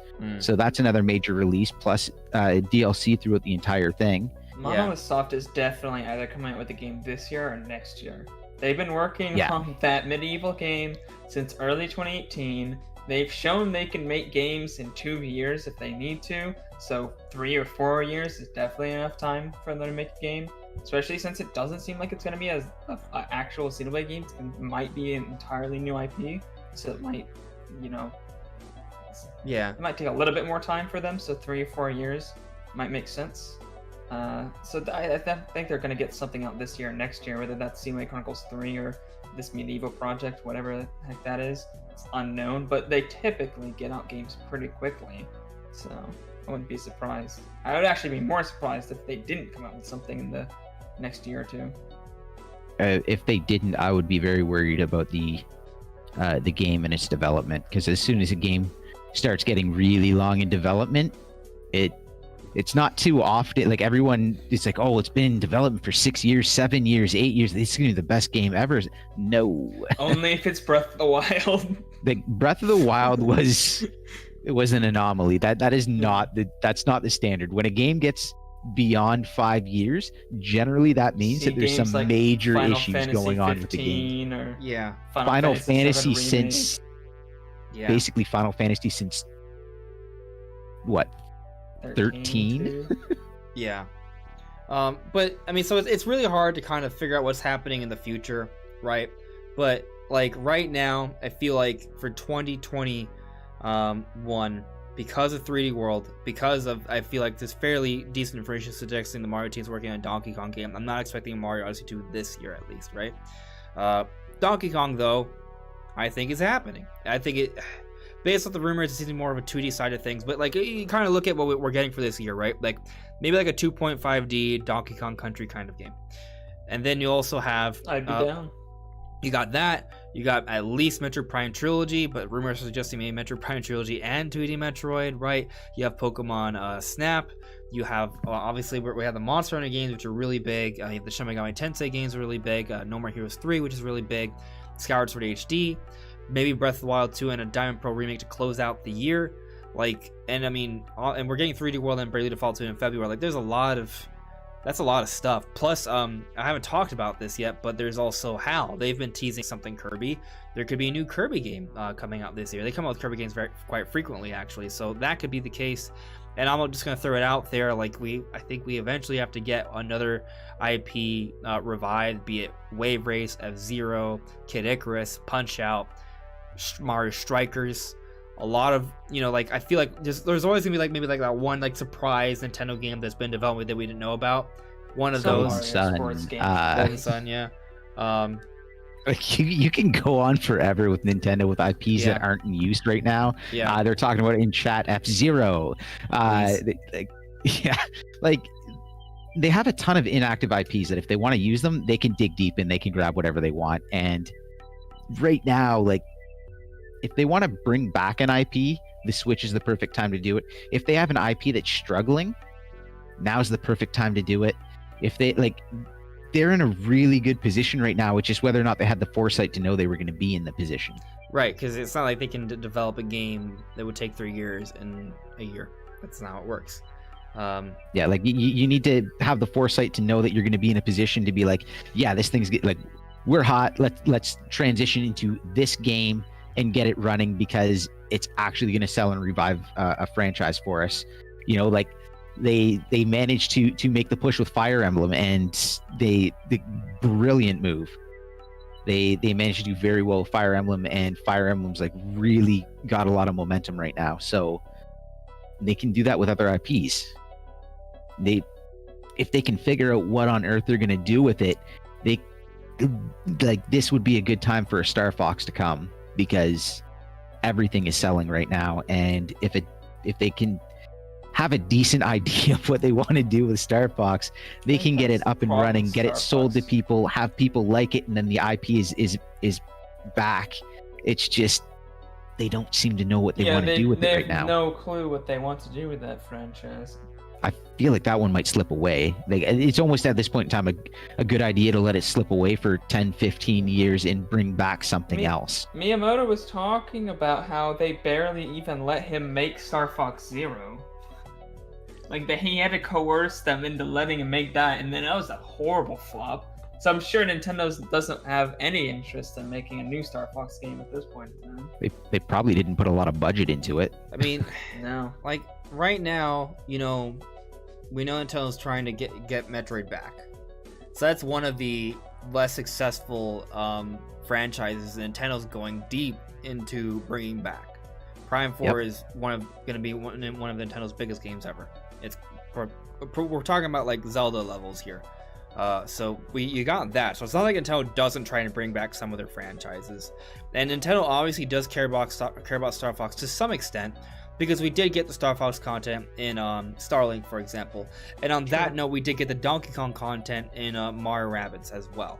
So it's not that Nintendo doesn't care. It's just kind of like, obviously, like that's not enough to satiate Donkey Kong and Star Fox fans. It's more of like a bone that's being thrown, and hopefully we eventually get like the real deal, But, well, at least, based off what we're hearing, maybe Donkey Kong is another franchise that's going to get another go. Now, we did get Donkey Kong Tropical Freeze ported to Switch in 2018, so it's not like that franchise is being ignored. And the same would apply to Pikmin 3 as well. Maybe that they port that. Maybe they think that's a franchise that's worth, actually still pushing this current era, and they have Pikmin 4 in development still.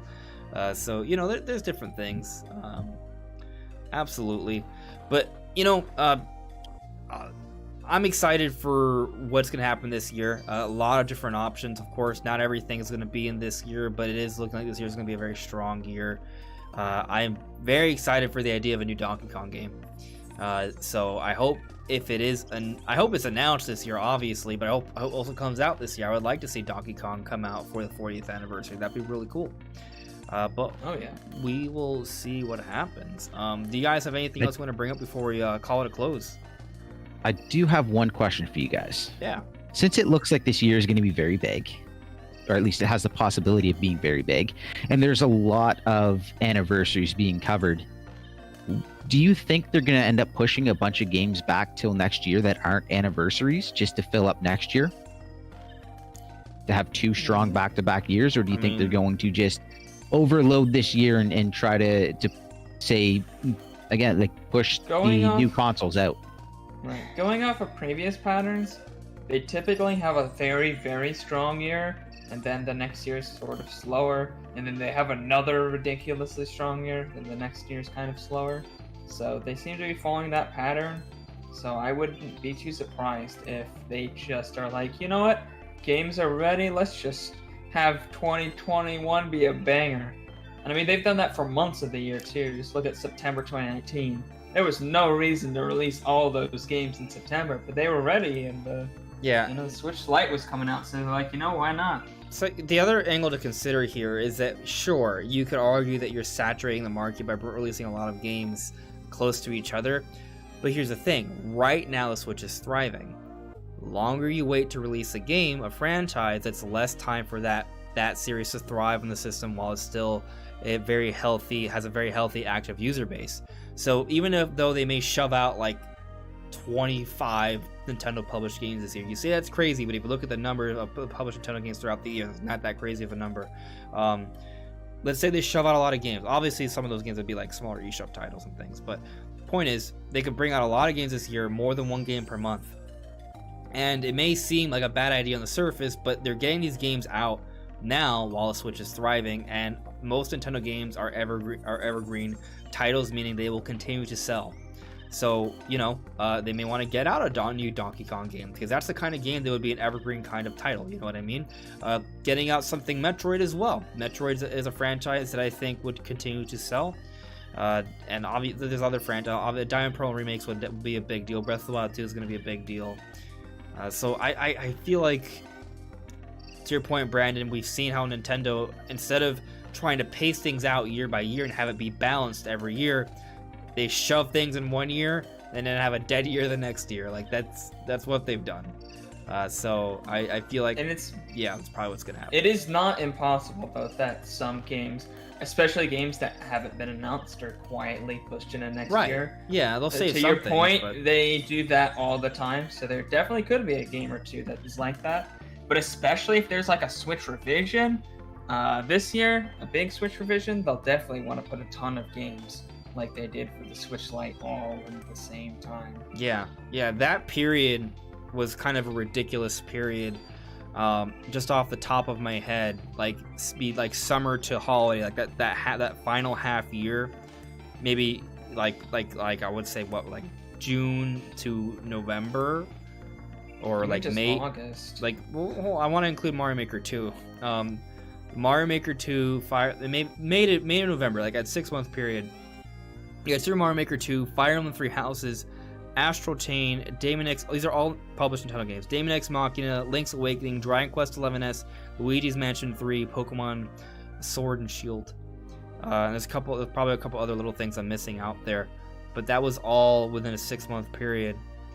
It's huge. That's a lot of pretty big games, all published by Nintendo, and they had a couple coming out within weeks of each other, less than a month. This could be a year like that. This could be a year like 2017 or 2019. And in 2017, we had the Switch come out. In 2019, we had the Switch Lite come out. 2021, it's rumored that we'll get the Switch Pro. So there is a little bit of a trend, it seems. We'll see what happens though. So I think we're pretty much covered everything for this week. There might be a direct soon, but we'll see what happens. I'd just like to point out that's only about 3 hours. Yeah, we did good. Not 4 hours. Not too we're gonna check Twitter, and there's gonna be a Nintendo Direct announced, and we're like, oh well, we gotta talk about it. There was no Nintendo Direct announced. Please, Nintendo, spare me. Yeah. Not this time. But we'll see what happens. All right. Anyways, guys, thank you so much for listening and watching. Leaving a like would be greatly appreciated. There will be content coming out throughout the week, so stay tuned. Please make sure to check out my 2 friends here. Their channels are linked in the description below. And probably some Monster Hunter teaming will be occurring at some point. So stay tuned for that as well. I sure hope so. Yeah, that's going to be fun. Yeah. All right, guys. I plan on doing some Among Us streams myself this week. Yeah, hopefully, on my Among days Us. off. White Thursday. That'll be fun. But yeah, we'll see you all really soon. Take care, guys. Have a good one. Bye. Bye, guys.